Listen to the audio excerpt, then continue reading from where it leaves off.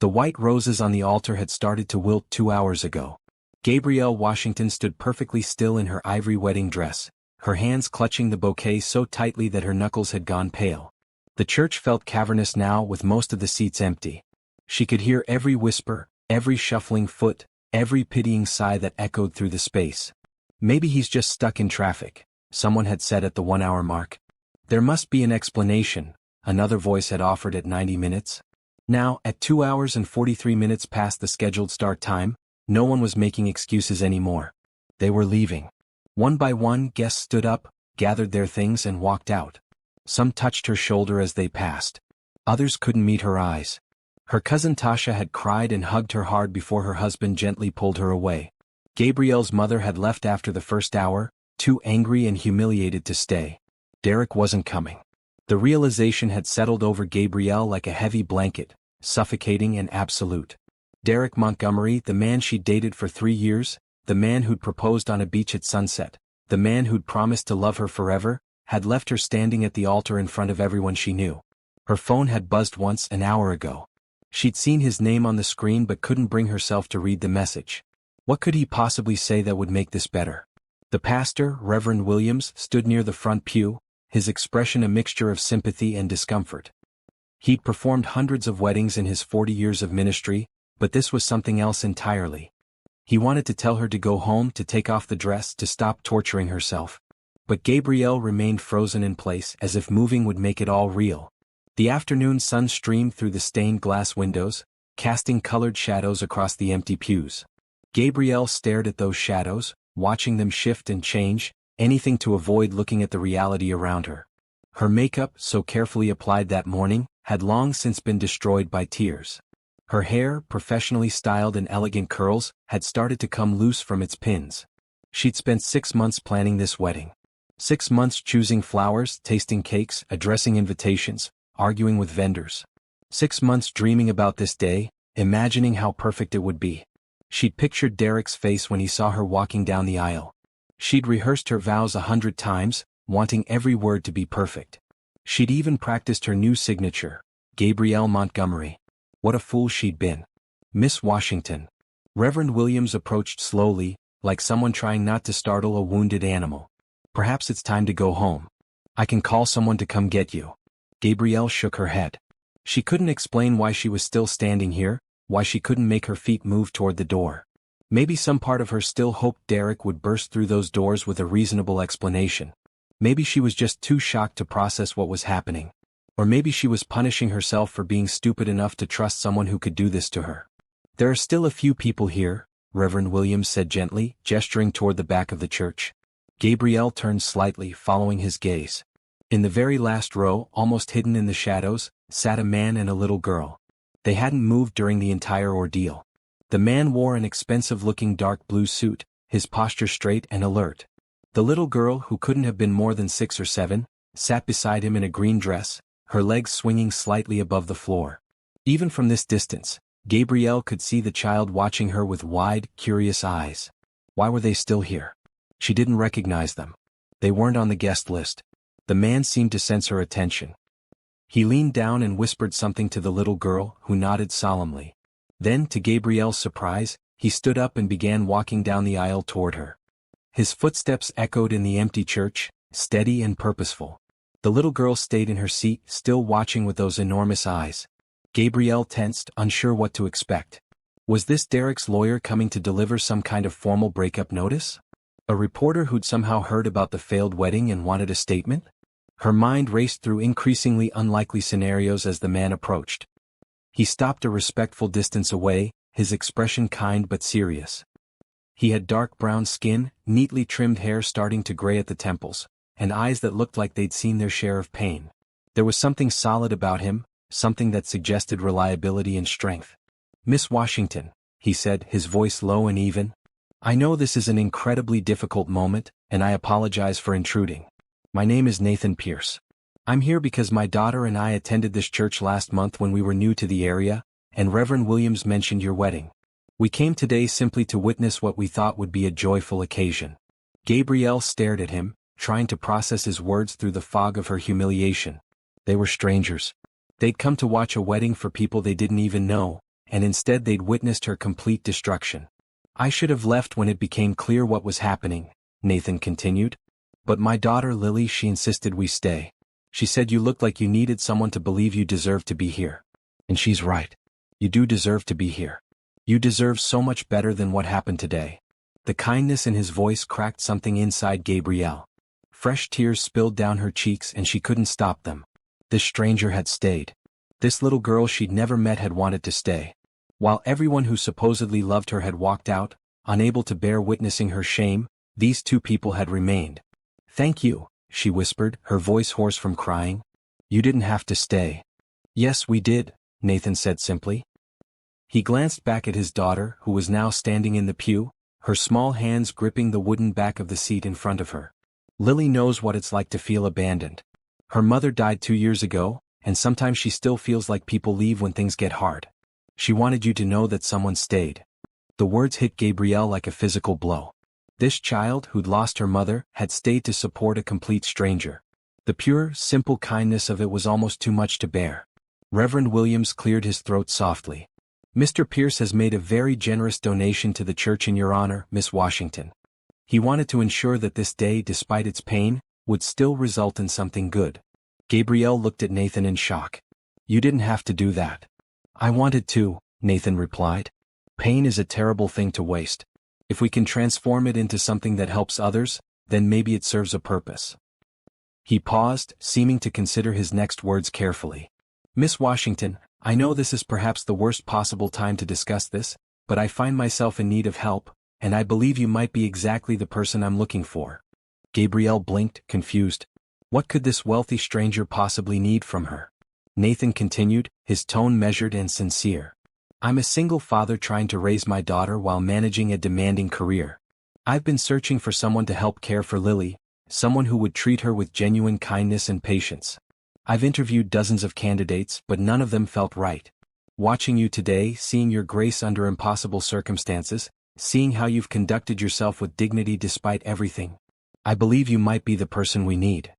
"You want me to be a nanny?" Gabrielle asked, her voice barely above a whisper. "A caregiver," Nathan corrected gently. "Someone who would live in our home, spend time with Lily, help her with schoolwork, take her to activities. I would pay you very well, far more than market rate.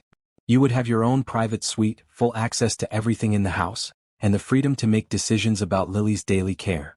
I travel frequently for work and I need someone I can trust completely with the most important person in my life." Gabrielle's mind reeled. This man was offering her a job, a place to live, a purpose, all while she stood in her wedding dress at the altar where she'd been abandoned. It seemed absurd, impossible, like something out of a fever dream. "Why?" she asked. "You don't know me. I could be anyone." Nathan smiled slightly, the first real expression she'd seen on his face.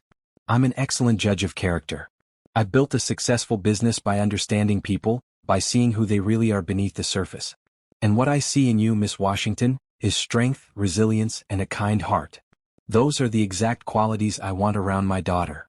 "I don't have any experience with children," Gabrielle admitted, even as part of her desperately wanted to accept this lifeline he was offering. "You don't need formal experience. You need compassion, patience, and the ability to show up every day with love. Based on what I've witnessed today, you have all of those qualities in abundance. You showed up today. You stood here with dignity. You didn't run or hide. That takes courage."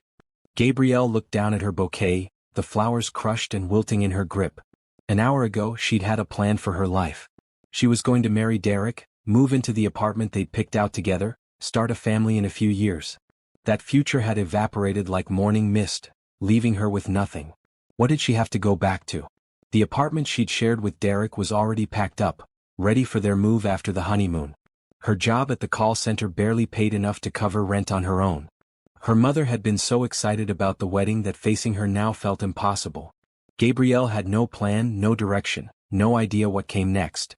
And here was this stranger, this kind man with sad eyes and a daughter who'd stayed when everyone else left, offering her a new beginning. What would you do if you stood in Gabrielle's shoes, your dreams shattered, your future uncertain? Would you have the courage to accept kindness from a stranger? Subscribe and comment below with your thoughts because this story is just beginning, and what happens next will surprise you. "I'll do it," Gabrielle said, the words coming out stronger than she felt. "I'll take the job." Nathan's expression softened with something that looked like relief.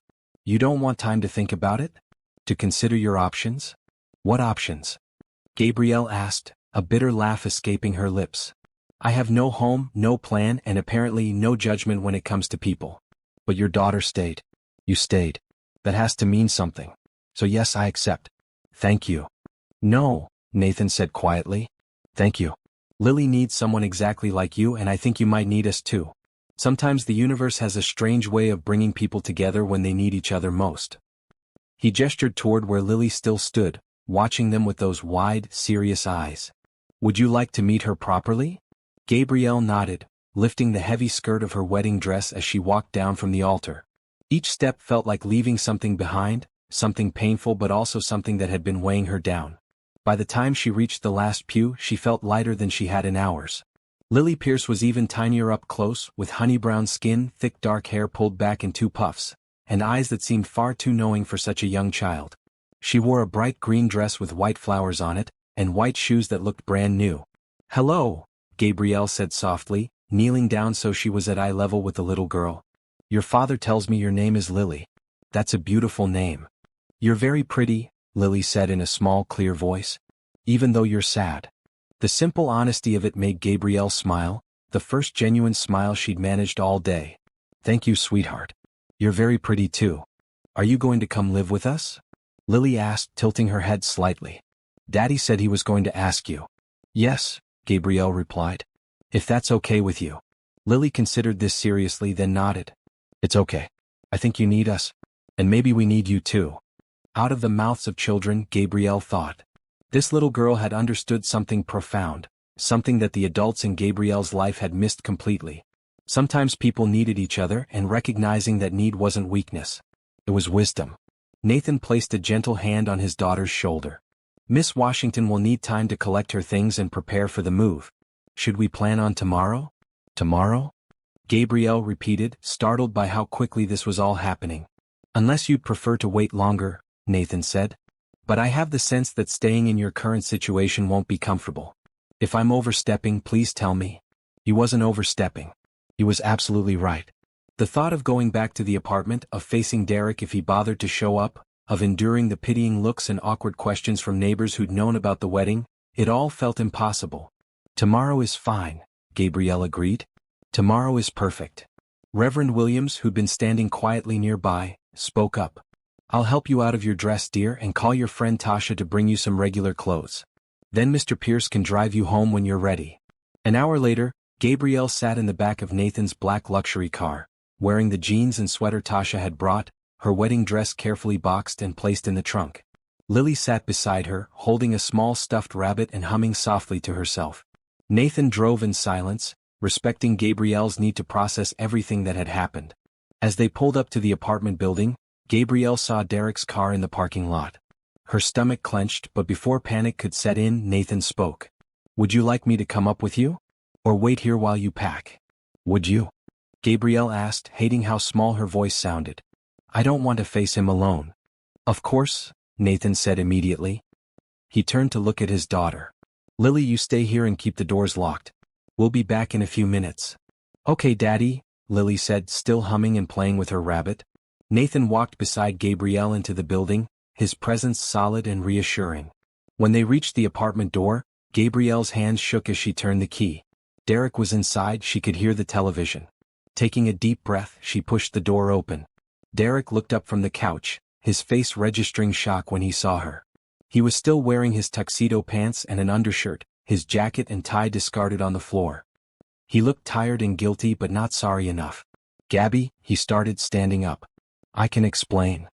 No, Gabrielle cut him off, her voice steady. You can't. There is no explanation that makes this okay.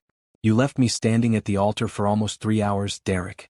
3 hours in front of everyone we know. I panicked, Derek said weakly. I wasn't ready and I didn't know how to tell you. So you decided to tell me by not showing up? Gabrielle felt anger rising in her chest, hot and clarifying. You couldn't have called me last week? Last month? Any time before I was standing in a church in a wedding dress?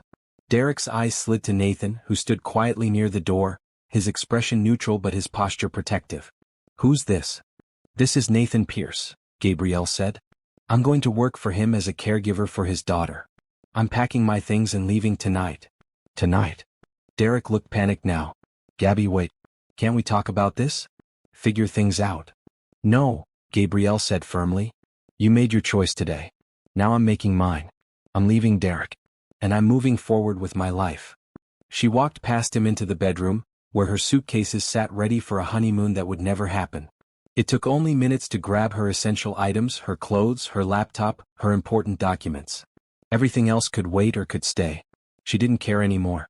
Nathan helped carry her bags down to the car, never saying a word about Derek's pathetic attempts to apologize or convince her to stay. When they were back in the car, Lily reached over and patted Gabrielle's hand with her small one. It's okay, the little girl said softly. Tomorrow will be better. Gabrielle squeezed her hand gently, surprised to find that she actually believed it. Today had been the worst day of her life, but somehow, sitting in this car with these two people she barely knew, she felt the first tiny spark of hope. Maybe tomorrow would be better. Maybe this was the beginning of something good, something she never could have imagined. Maybe being rejected at the altar wasn't an ending at all. Maybe it was the start of the life she was actually meant to live. The Pierce estate sat behind tall iron gates in the most exclusive neighborhood Gabrielle had ever seen. As Nathan's car wound up the long driveway, she pressed her face closer to the window, taking in the manicured lawns, the flowering gardens, the fountain in the circular drive. The house itself was massive, a modern structure of glass and stone that looked like something from an architecture magazine. This is where you live? The question slipped out before Gabrielle could stop it. Nathan glanced at her in the rearview mirror, a slight smile playing at his lips. It's home. Too big for just the two of us, honestly, but my late wife fell in love with it. I couldn't bring myself to sell after she passed. Lily pressed her nose against the window beside Gabrielle. We have a pool and a garden and a library with 1,000 books. Maybe more. Daddy and I never finished counting. The car stopped in front of the main entrance, where warm light spilled from the windows onto the stone steps. Nathan got out first, then opened the door for Gabrielle and Lily. A woman in her 50s appeared in the doorway, her silver hair pulled back in a neat bun, wearing black pants and a crisp white shirt. Mr. Pierce, she said, her voice carrying a slight accent Gabrielle couldn't place. I wasn't expecting you back so soon. Plans changed, Helen, Nathan replied, reaching into the car for Gabrielle's bags. This is Gabrielle Washington. She'll be joining us as Lily's new caregiver, starting immediately. Could you please prepare the blue suite for her? Helen's eyebrows rose slightly, but her professional composure never cracked. Of course, sir. Welcome, Miss Washington. She looked at Lily with obvious affection. And how was the outing, little one? We went to a wedding that wasn't a wedding, Lily announced. The man didn't come, so the lady was very sad. But Daddy hired her, so now she'll live with us. Helen's eyes widened fractionally, flicking between Nathan and Gabrielle with barely concealed curiosity. I see. Well, how eventful. Shall I prepare some dinner? You must all be hungry. That would be wonderful, Nathan said. Thank you, Helen. Gabrielle followed them into the house, trying not to gawk at the soaring ceilings, the artwork on the walls, the gleaming hardwood floors. Everything was elegant and expensive, but somehow it didn't feel cold. There were signs of life everywhere. Lily's drawings hung on the refrigerator in the enormous kitchen, a sweater draped over a chair in the living room, books stacked on various side tables. People actually lived here. This wasn't just a showpiece. Helen led them up a wide staircase to the second floor, down a hallway lined with family photographs. Gabrielle caught glimpses of a beautiful woman with warm brown skin and a radiant smile in many of the pictures, always with Nathan and Lily, his late wife.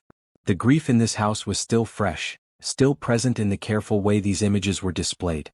The blue suite, Helen announced, opening a door near the end of the hall. It has its own bathroom, sitting area, and walk-in closet. There's a small refrigerator stocked with beverages and snacks. I refresh the linens twice a week, but if you need anything changed sooner, just let me know. Gabrielle stepped into the room and had to suppress a gasp. It was easily twice the size of the bedroom she'd shared with Derek, decorated in soft blues and creams, with a four-poster bed, a comfortable-looking couch by the window, and a desk against one wall. The bathroom visible through an open door featured a soaking tub and a glass-enclosed shower. This is too much, Gabrielle whispered. I'm just a caregiver. I don't need all this. You're not just anything, Nathan said firmly, setting her bags down near the closet. You're someone we're trusting with our daughter. That makes you important to this family. Besides, you'll be living here full-time. You deserve a comfortable space of your own. Lily had followed them in and now stood in the middle of the room, looking around with approval. I like this room. It's happy. My room is down the hall, the one with the purple door. Will you come say goodnight to me later? Of course I will, Gabrielle promised, touched by the request. Good. Lily seemed satisfied with this arrangement. I'm going to tell Bunny about you. That's my rabbit. She held up the stuffed animal she'd been carrying. He likes to know about new people. She skipped out of the room, leaving Gabrielle alone with Nathan. An awkward silence fell, the reality of the situation finally catching up with them. This morning they'd been complete strangers. Now Gabrielle was moving into his house, agreeing to care for his daughter, accepting a level of trust that seemed almost reckless. Nathan seemed to sense her thoughts. I know this is happening very fast. If you need time to reconsider, I understand. What I'm offering you is more than just a job. It's essentially asking you to become part of our family, at least temporarily. That's a significant commitment. You're being very kind to me, Gabrielle said quietly. And I don't understand why. I appreciate it truly, but I need to know what you expect from me. What are the actual responsibilities? What are the rules? Nathan nodded, appreciating her directness. Fair questions. Let's sit down and I'll explain everything. They moved to the small sitting area by the window. Outside, the sun was setting, painting the sky in shades of orange and pink. Nathan sat across from her, his posture relaxed but his expression serious. My primary concern is Lily's well-being, he began. She's been struggling since her mother died. She's quiet, withdrawn, doesn't make friends easily at school. She needs someone who can give her consistent attention and affection, someone who'll be there when she gets home, help with homework, listen to her problems, make her feel safe and loved. What about school? Gabrielle asked. Does she take a bus or? I have a driver who usually takes her and picks her up, but I'd like you to be the one waiting when she gets home. She takes piano lessons on Tuesdays, swimming on Thursdays. She's supposed to have playdate opportunities with classmates, but she usually refuses. Maybe with your encouragement she'll be more open to socializing. Gabrielle made mental notes of all this information. And what about when you're traveling? You mentioned you're often away for work. I try to limit trips to 3 or 4 days at a time, never more than twice a month. When I'm gone, you'll have full authority to make decisions about Lily's care. Helen manages the house, but she's not a caregiver. She's wonderful, been with us for 10 years, but her focus is on running the household efficiently. You'll be focused entirely on Lily. And you trust me with that? Gabrielle shook her head slightly. We met 4 hours ago. I'm an excellent judge of character, Nathan repeated what he'd said at the church. And my instincts are rarely wrong. You showed incredible strength today, Gabrielle. You stayed composed under circumstances that would have broken many people. That tells me you have resilience and dignity. Those are exactly the qualities I want around my daughter. What if I make mistakes? Gabrielle asked. What if I do something wrong? Then we'll figure it out together, Nathan said simply. I'm not looking for perfection. I'm looking for someone who genuinely cares.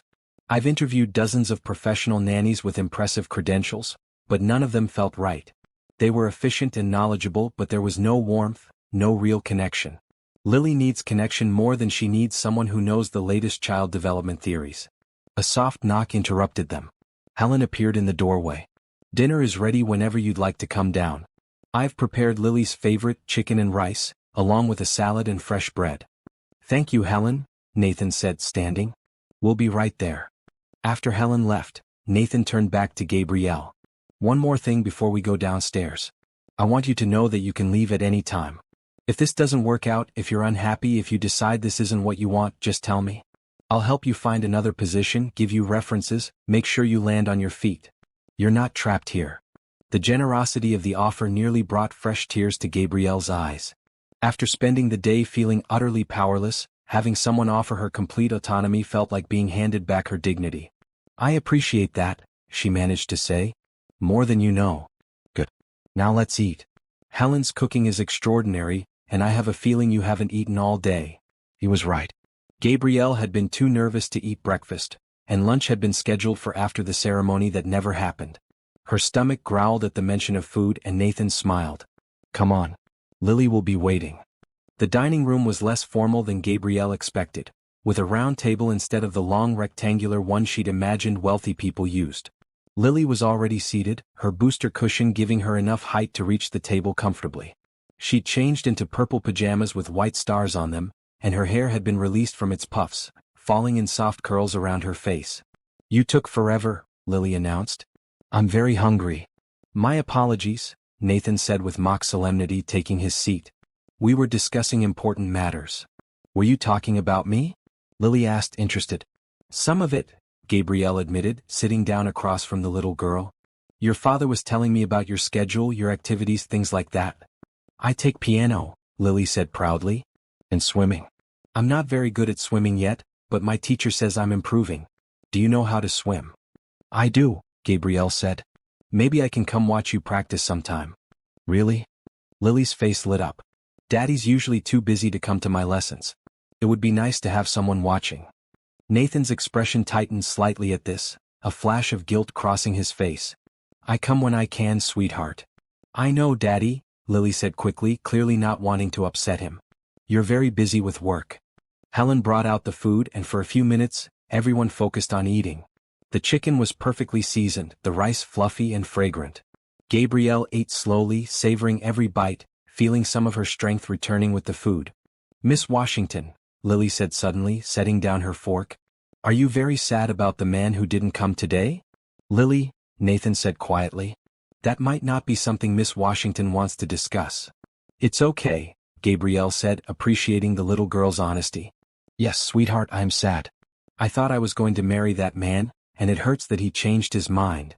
"My mommy didn't change her mind," Lily said solemnly. "She just died.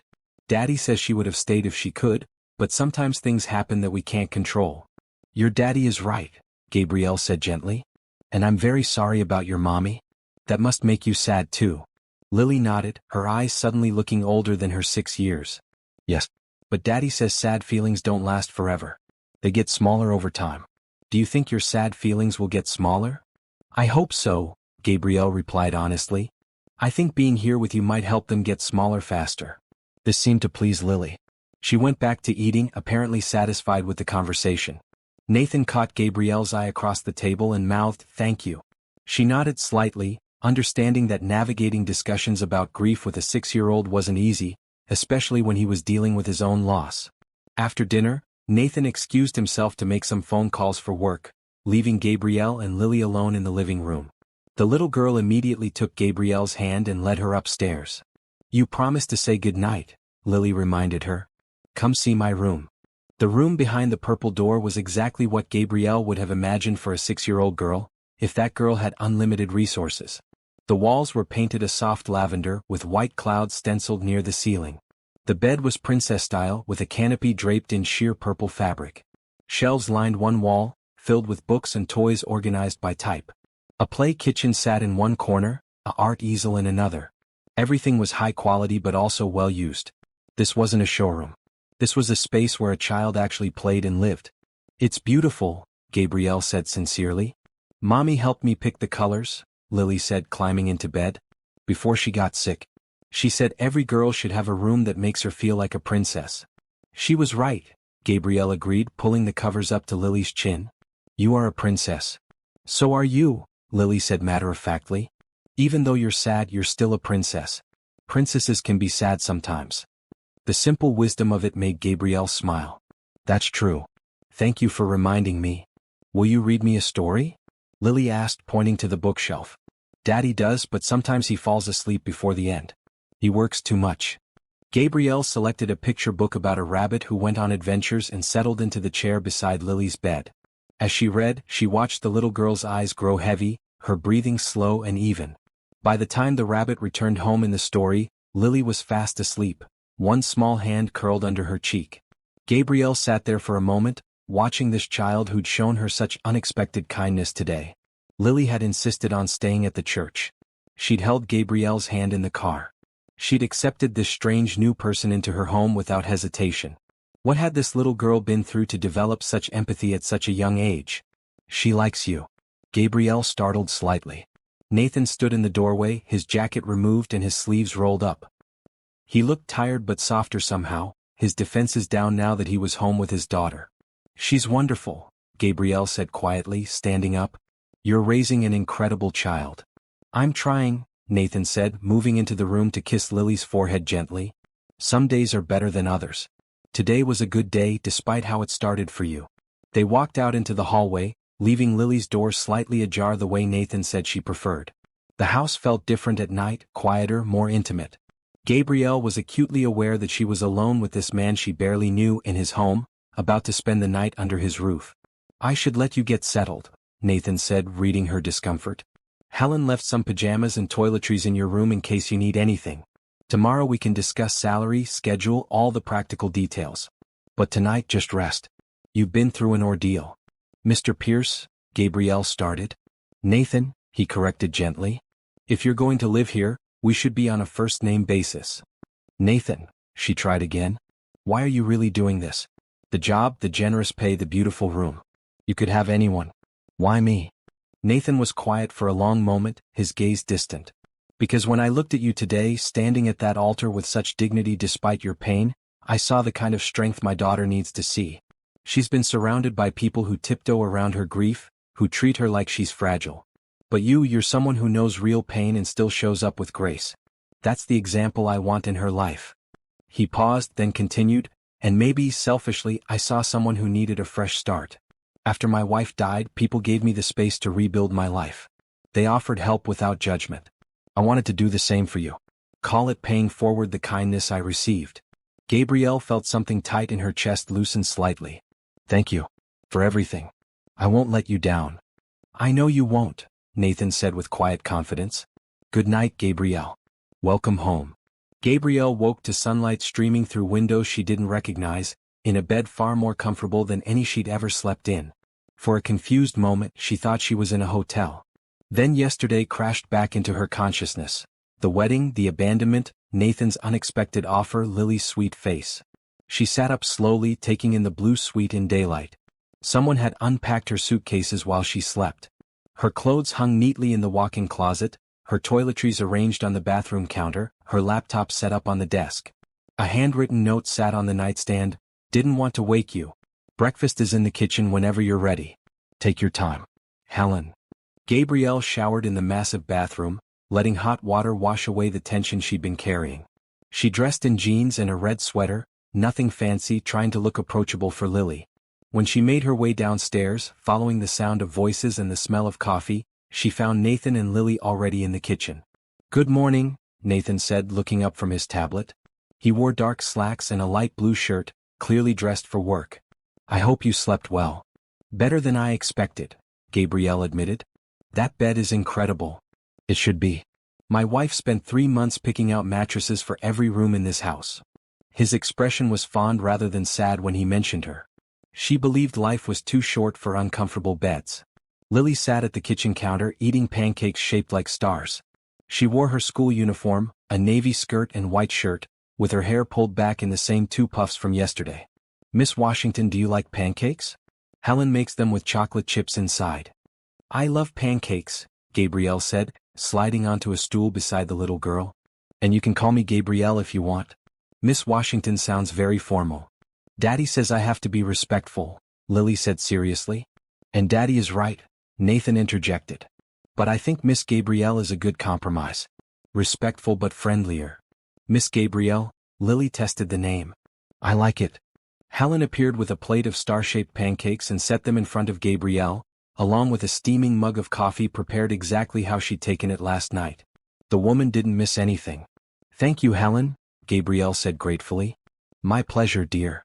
Helen wiped her hands on her apron. Mr. Pierce, the car will be ready to take Lily to school in 15 minutes. Do you want Gabrielle to accompany her this morning? Actually, Nathan said, setting down his tablet, I thought I'd take Lily today and Gabrielle could come along to see the school routine. That way she'll know exactly what to expect when she handles drop-offs and pickups. Can we do that? Lily asked excitedly. All 3 of us in the car?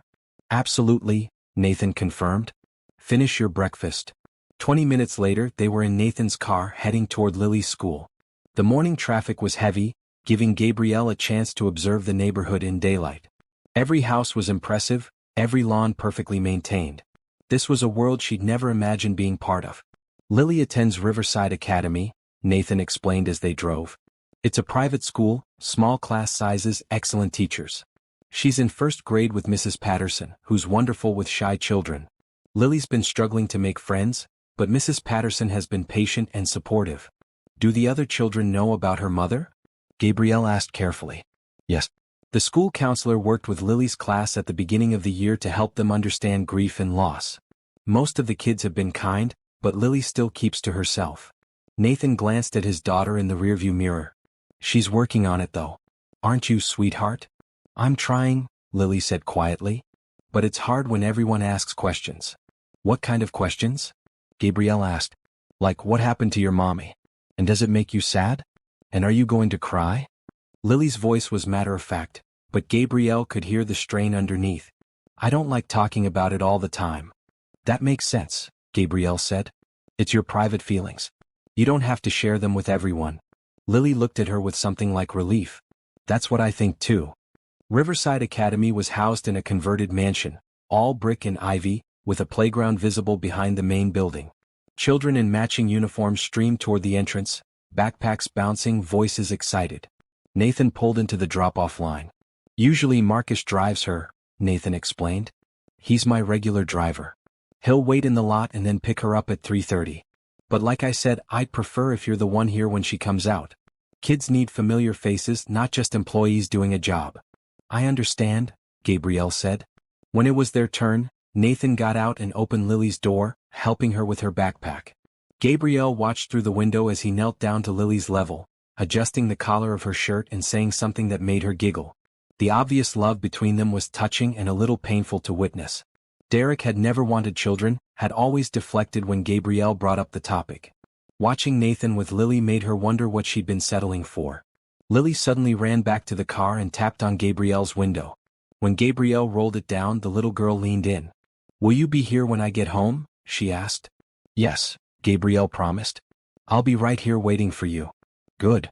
Lily smiled, then ran back to join the stream of children heading inside. Nathan returned to the car and they drove in silence for a few minutes. Gabrielle could sense he wanted to say something but was choosing his words carefully. She's already attached to you, he finally said. I hope that doesn't make you uncomfortable. It doesn't, Gabrielle replied honestly. It's sweet. She's a special child. She is. Nathan's hands tightened slightly on the steering wheel. But that also means I need to be careful. She's already lost one important woman in her life. I can't let her bond with someone who might not stay. The implication hung in the air. Gabrielle understood what he was really asking. Was she committed to this, or was it just a desperate escape from yesterday's disaster? I'm not going anywhere, Gabrielle said firmly. I made a promise to you and to Lily. I keep my promises, unlike some people. Nathan's expression softened. I believe you. And I'm sorry if I seem doubtful. I'm just protective of her. Sometimes overly so. That's what good fathers do, Gabrielle said. Protect their children. They returned to the house, where Nathan showed Gabrielle around properly. The main floor included the kitchen, dining room, living room, a library with floor-to-ceiling bookshelves, Nathan's home office, and a media room. The second floor had the bedrooms and a playroom for Lily. The third floor was mostly storage and a guest suite. Outside, the grounds included the pool, a garden, a small greenhouse, and what Nathan called the art studio, a converted pool house where his late wife had painted. Regina was an artist, Nathan explained as they stood outside the studio. She sold a few pieces, but mostly she painted for joy. After she died, I locked the studio. I couldn't bring myself to go in, couldn't deal with all her unfinished work. It's still exactly as she left it. That must be hard, Gabrielle said softly. It is. But recently I've been thinking maybe it's time to open it again. Lily's showing an interest in art, just like her mother. Maybe we could clean it up, turn it into a space where Lily could create. Regina would have liked that. I'd be happy to help, Gabrielle offered. If you decide to do it. They walked back toward the main house. Nathan checked his watch and grimaced. I have a meeting in 40 minutes. I need to leave soon. Will you be okay here on your own? Helen can answer any questions you have. I'll be fine, Gabrielle assured him. I can explore, get familiar with everything. Maybe plan some activities for when Lily gets home. Perfect. Nathan paused at the door. Oh, and we need to discuss your compensation. I'm thinking $8,000 a month, plus room and board, health insurance, and use of one of the cars if you need to take Lily anywhere. Gabrielle's jaw dropped. $8,000 a month was more than 3 times what she'd been making at the call center. That's too much. It's fair for the responsibility I'm giving you, Nathan countered. You're not just babysitting. You're essentially co-parenting with me. That deserves proper compensation. I don't know what to say. Say yes, Nathan suggested with a slight smile. My accountant will set everything up. You'll have direct deposit by the end of the week. After Nathan left for work, Gabrielle wandered through the house, trying to absorb the reality of her new life. Helen found her in the library, running her fingers along the spines of books. Overwhelming, isn't it? The older woman said kindly. Very, Gabrielle admitted. Yesterday morning I was supposed to get married. Now I'm living in a mansion, caring for a little girl I just met. It doesn't feel real. Helen settled into one of the leather chairs. If you don't mind me saying, Mr. Pierce doesn't usually make impulsive decisions. The fact that he hired you on the spot tells me he saw something special. He loved his wife deeply, and he's been very selective about who he lets into Lily's life. Can I ask what happened to Mrs. Pierce? Gabrielle asked carefully. Nathan mentioned a car accident, but if it's too personal... It's not a secret, Helen said. Regina was driving home from her art studio one evening about 2 years ago. A drunk driver ran a red light and hit her car. She died on impact. Lily was home with Nathan when they got the call. She was only 4 years old, barely understood what death meant. That's terrible, Gabrielle whispered. It nearly destroyed them both, Helen continued. Nathan threw himself into work, barely spoke for months. Lily stopped talking altogether for almost 6 weeks. It was the darkest time I've ever witnessed in this house. They've healed somewhat, but there's still so much grief here. That's why Mr. Pierce is so particular about who he brings in. He can't risk more loss, especially not for Lily. The weight of responsibility settled more heavily on Gabrielle's shoulders. These people had been through hell. They didn't need more pain, more abandonment. She needed to make this work, not just for the money or the beautiful room, but because this little girl deserved stability and love. I won't let them down, Gabrielle said aloud. I don't think you will, dear, Helen replied. Now, shall I show you where we keep Lily's school things? You'll need to know where to find her backpack, lunchbox, and all that when you start doing pickups. The afternoon passed quickly as Gabrielle learned the routines of the house. Helen showed her how to use the security system, where emergency contacts were listed, how to operate the various appliances in the kitchen. At 3 o'clock, Gabrielle got into one of the cars, a sleek blue sedan, and drove to Riverside Academy with Helen riding along to make sure she knew the route. Children poured out of the building at 3:30 exactly, a colorful flood of navy and white. Gabrielle stood near the designated pickup area, scanning for Lily. When the little girl emerged, she was alone, carrying her backpack and looking at the ground. Lily, Gabrielle called, waving. Lily's head snapped up, her face transforming when she saw Gabrielle. She ran over, nearly tripping in her excitement. You came, she said breathlessly. You really came.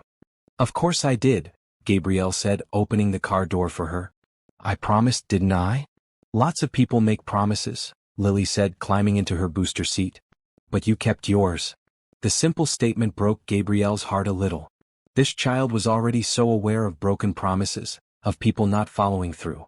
It made her more determined than ever to be consistent, to be reliable, to be someone Lily could count on. On the drive home, Lily chattered about her day. Her teacher had read a story about penguins. They'd practiced writing the letter M. There had been pizza for lunch, but it wasn't very good pizza, not like the kind they got from Tony's. Gabrielle listened to every word, asking questions, showing genuine interest. Back at the house, Lily changed into play clothes and led Gabrielle to the playroom. They built a castle out of blocks, played dress-up with an impressive collection of costumes, and read 3 books before Lily remembered she had homework. I have to practice writing words, she explained, pulling out her workbook. 5 words, 5 times each. Do you want to help me? Absolutely, Gabrielle said, settling beside her at the small desk in the corner. They worked through the words together. Cat, dog, run, jump, play. Lily's handwriting was shaky but improving, her tongue sticking out slightly in concentration as she formed each letter. Gabrielle praised her efforts, gently corrected mistakes, and made the whole process feel like a game rather than a chore. Nathan arrived home around 6:30, loosening his tie as he walked through the door. He found them in the kitchen, where Gabrielle was helping Lily set the table for dinner. How was your day? He asked, directing the question to both of them. Good, Lily reported. Miss Gabrielle picked me up just like she promised, and we played castle and dress up and did my homework. I only had to erase 3 times. That's excellent, Nathan said, pride evident in his voice. He looked at Gabrielle. And how was your first official day? Perfect, Gabrielle said honestly. Lily was wonderful. We're getting to know each other. Over dinner, Helen outdid herself with roasted chicken, vegetables, and the best mashed potatoes Gabrielle had ever tasted. The conversation flowed easily, with Lily dominating most of it, telling her father about every detail of her day. Nathan listened attentively, asking follow-up questions, clearly treasuring these moments with his daughter. After dinner, Gabrielle helped Lily with her bath, a process that involved more playing with bath toys than actual washing. When Lily was in her pajamas, teeth brushed and hair combed, they returned to her room for the bedtime story ritual. Can we read 2 books tonight? Lily asked hopefully. Since it's your first real night here? 2 books sounds perfect, Gabrielle agreed. They were halfway through the second book when Nathan appeared in the doorway, watching them with an expression Gabrielle couldn't quite read. When she finished the story, he came in to say goodnight to Lily. Did you have a good day, princess? He asked, tucking the covers around her. The best day, Lily said sleepily. Miss Gabrielle is nice, Daddy. Can she stay forever? We'll see, sweetheart, Nathan said gently. Sleep well. In the hallway, after Lily's door was closed, Nathan turned to Gabrielle. Thank you. I don't think I've seen her this happy in months. You have a gift with her. She makes it easy, Gabrielle replied. She's such a good kid. She is, but that doesn't diminish what you're doing. Nathan paused, seeming to struggle with something. I meant what I said at the church yesterday. I think you might be exactly what we needed. I'm glad you're here. So am I, Gabrielle said, surprised to realize she meant it completely. As she got ready for bed in the blue suite, Gabrielle thought about how much her life had changed in just 24 hours. Yesterday she'd been abandoned at the altar, her future in ruins. Today she had a purpose, a place, and the beginning of something that felt like belonging. Maybe broken promises could lead to better things. Maybe endings were really just beginnings in disguise. And maybe, just maybe, she'd stumbled into exactly where she was supposed to be. The next 3 weeks fell into a comfortable routine. Gabrielle woke early, had breakfast with Nathan and Lily, drove the little girl to school, then spent her mornings helping Helen around the house or reading in the library. She picked Lily up at 3:30, and they'd spend the afternoon on homework, activities, and play. Dinner was family time, with Nathan making it home by 7 most evenings. Then came bath time, bedtime stories, and quiet evenings where Gabrielle often found herself in easy conversation with Nathan after Lily was asleep. It surprised her how naturally she'd adapted to this life. The luxury that had seemed overwhelming at first now felt normal. She knew which kitchen cabinet held the good snacks, which bathroom towels were the softest, which chair in the library caught the best afternoon light. She knew that Lily liked her sandwiches cut diagonally, that she was afraid of thunderstorms, that she counted the stairs as she climbed them every single time. And she was learning about Nathan too. He was devoted to his work at Pierce Industries, a technology company he'd built from the ground up. He was fair with his employees, generous with charitable donations, and fiercely protective of his privacy. He read the newspaper every morning with his coffee, preferred tea in the evenings, and often worked late into the night in his home office when jet lag from business trips disrupted his sleep. He was also lonely. Gabrielle could see it in the way he lingered over dinner conversations, reluctant to let the evening end. In the way he'd sometimes stand at his office window staring out at nothing. In the careful way he avoided looking at the wedding ring he still wore on his left hand. One Saturday morning, 3 weeks into her tenure at the Pierce house, Gabrielle found Nathan in the kitchen earlier than usual making pancakes. It was his day off, a rare weekend where he had no business obligations. Good morning, she said, surprised. I didn't expect you up this early. Old habits, Nathan replied, flipping a pancake with practiced ease. I thought I'd make breakfast before Lily wakes up. Care to join me? Gabrielle poured herself coffee and sat at the counter watching him work. He was wearing jeans and a simple green shirt, more casual than she usually saw him. Without the suit and tie, he looked younger, less burdened. I wanted to thank you, Nathan said, not looking at her as he spoke. These past few weeks, Lily's been different. Happier. She laughs more, talks more. Her teacher called yesterday to say she's finally starting to interact with the other children at recess. That's because of you. It's because she's ready, Gabrielle said. I'm just here to support her. Don't minimize what you're doing, Nathan said firmly, finally meeting her eyes. You're giving her something she hasn't had since Regina died. Consistent maternal presence. Someone who's there every day, who listens to her, who makes her feel important. That matters more than you know. The word maternal struck Gabrielle unexpectedly. Was that what she was becoming to Lily? Not just a caregiver, but something more significant? I care about her, Gabrielle said simply. She's easy to care about. And she cares about you too, Nathan replied. Last night she told me she's been praying you'll never leave. Which brings me to something I wanted to discuss with you. He set down his spatula and turned to face her fully. I originally thought of this as a temporary arrangement.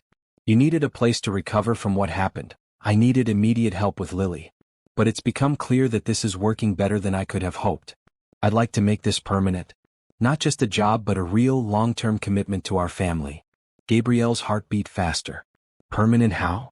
I'd like to draw up a proper employment contract, increase your salary to $10,000 a month, include full benefits, vacation time, everything. But more than that, I want you to think of yourself as part of this family, not just an employee. Lily needs that stability, and honestly, I think you might need it too. That's very generous, Gabrielle managed to say. It's practical, Nathan corrected. You're valuable to us, Gabrielle. I don't want to risk losing you because I didn't make it worth your while to stay. Before Gabrielle could respond, Lily appeared in the doorway, rubbing sleep from her eyes. She wore her favorite purple pajamas, and her hair stood up in every direction. Pancakes, she asked hopefully. Star-shaped pancakes for my favorite girl, Nathan confirmed, scooping her up for a hug.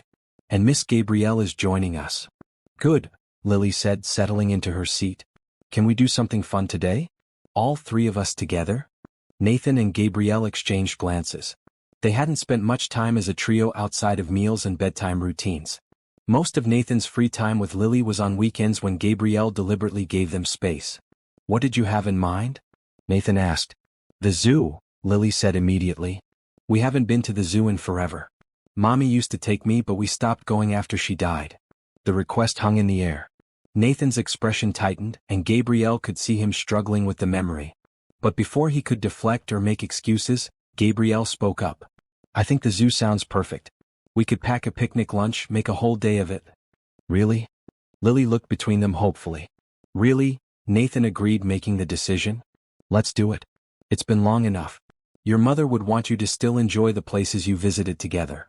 2 hours later, they arrived at the city zoo. Lily's excitement was contagious as she pulled them from exhibit to exhibit, reading the plaques aloud, asking questions about every animal. Nathan bought her a stuffed giraffe from the gift shop, and Gabrielle took dozens of photos on her phone. They ate lunch at a picnic area overlooking the elephant habitat. Lily sat between them, chattering nonstop about which animals were her favorites and why. When she finished eating, she ran off to play on the nearby playground, burning off energy. Thank you for pushing me to do this, Nathan said quietly, watching his daughter climb the jungle gym. I've been avoiding places with too many memories. But you're right. Regina would be angry with me for letting grief steal Lily's joy. Grief is hard, Gabrielle said. There's no right way to handle it. How are you handling yours? Nathan asked, turning to look at her. We've been so focused on Lily, I haven't asked about you. Do you ever think about Derek? Regret what happened? Gabrielle considered the question honestly. I think about it, but mostly I feel relieved. He showed me who he really was before I made a permanent mistake. If he'd had second thoughts a year into marriage, it would have been so much worse. That's a remarkably mature perspective, Nathan observed. I'm trying to learn from it, Gabrielle said. I think I ignored a lot of red flags because I was so focused on the idea of getting married, of having that traditional life. I didn't pay enough attention to whether Derek was actually the right person for me. What would you look for now? Nathan asked. If you were to consider dating again, I mean. The question felt oddly personal, but Gabrielle answered anyway. Kindness. Reliability. Someone who shows up when they say they will. Someone who treats me like I matter, not like I'm convenient. Those seem like reasonable requirements, Nathan said, a slight smile playing at his lips. You'd think so, Gabrielle replied. But apparently they're harder to find than I thought. Lily ran back over, interrupting the moment.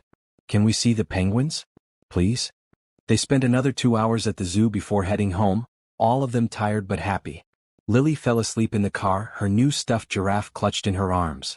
Nathan carried her inside while Gabrielle gathered their things from the trunk.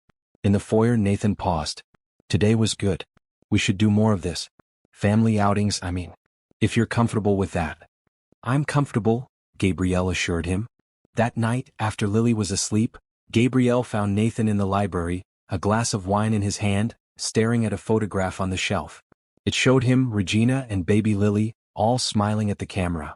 Regina was stunning, with glowing skin and a bright smile that lit up the whole picture. She was beautiful, Gabrielle said softly from the doorway. She was, Nathan agreed, not looking away from the photo. She was also funny, talented, stubborn as hell when she believed in something. She made me a better person. She gave you Lily, Gabrielle said. That's quite a legacy. It is. Nathan finally set down the photo. Can I ask you something personal? Of course. Do you believe people get second chances at happiness? After loss, I mean. Gabrielle thought about her own losses, her failed relationship, her abandoned dreams. I think we have to believe that. Otherwise, what's the point of continuing? That's what I've been telling myself, Nathan said. But sometimes I feel guilty for even considering it. Like moving forward means forgetting Regina. Moving forward doesn't mean forgetting, Gabrielle said gently. It means honoring her memory by living the full life she'd want for you and Lily. She wouldn't want you stuck in grief forever. Nathan looked at her for a long moment, something shifting in his expression. How did you get so wise? Pain is a good teacher, Gabrielle replied with a slight smile. I suppose it is. Nathan set down his wine glass. I should let you get some rest. But thank you, Gabrielle. For today, for the past few weeks, for everything. You've brought light back into this house. As Gabrielle headed upstairs, she felt something stirring in her chest that she couldn't quite name. It wasn't just contentment or satisfaction with her new life. It was something warmer, something that made her hyper-aware of Nathan's presence, of his voice, of the way he looked at her sometimes when he thought she wasn't paying attention. She pushed the feeling away. Nathan was her employer. This was a professional relationship, nothing more.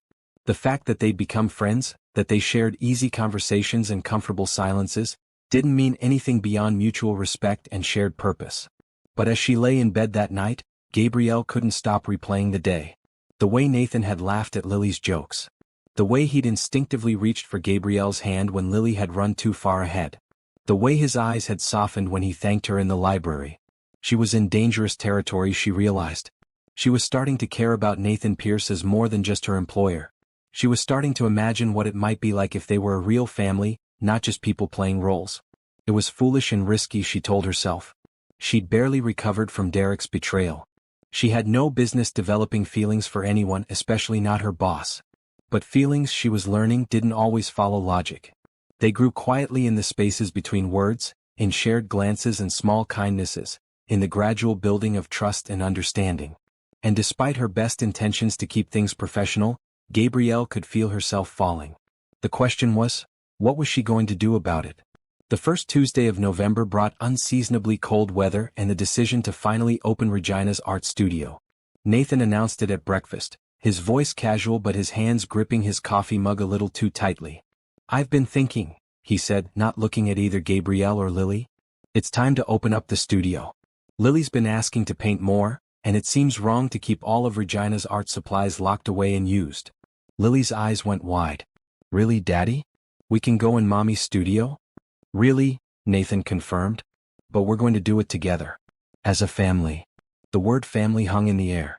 Nathan's eyes met Gabrielle's briefly, and she saw vulnerability there, a silent request for support. That sounds like a good plan, Gabrielle said warmly. Your mother would be happy to know her art supplies are being used, especially by you, Lily. After dropping Lily at school, Nathan and Gabrielle walked across the property to the converted pool house. Nathan pulled out a key ring, his hand shaking slightly as he sorted through the keys. Gabrielle placed her hand gently on his arm. We can wait if you're not ready, she said. I'm ready, Nathan replied. I need to be ready. It's been 2 years. I can't keep avoiding this. The door stuck slightly from disuse, but Nathan pushed it open. Inside, the studio was exactly as Regina had left it. Canvases in various stages of completion lined the walls. Paint brushes sat in jars of cloudy water. A palette with dried paint sat on the main work table. The air smelled stale but also faintly of oils and turpentine. Nathan stood in the doorway, frozen. Gabrielle watched emotions play across his face. Grief, guilt, love, pain. She waited silently, letting him process at his own pace. She was working on that one, Nathan finally said, pointing to a large canvas showing a little girl playing in a garden. It was supposed to be Lily. She never finished it. It's beautiful even unfinished, Gabrielle said softly. Nathan walked further into the room, touching things carefully. A paint-stained apron hanging on a hook, a sketchbook filled with drawings, photographs pinned to a bulletin board. She spent hours out here. Sometimes I'd have to come drag her back to the house for dinner. She'd lose track of time when she was creating. She must have been very talented. She was. Nathan picked up one of the photographs, a candid shot of Regina laughing, paint smudged on her cheek. She was talented and passionate and so full of life. And then one drunk driver destroyed all of that in an instant.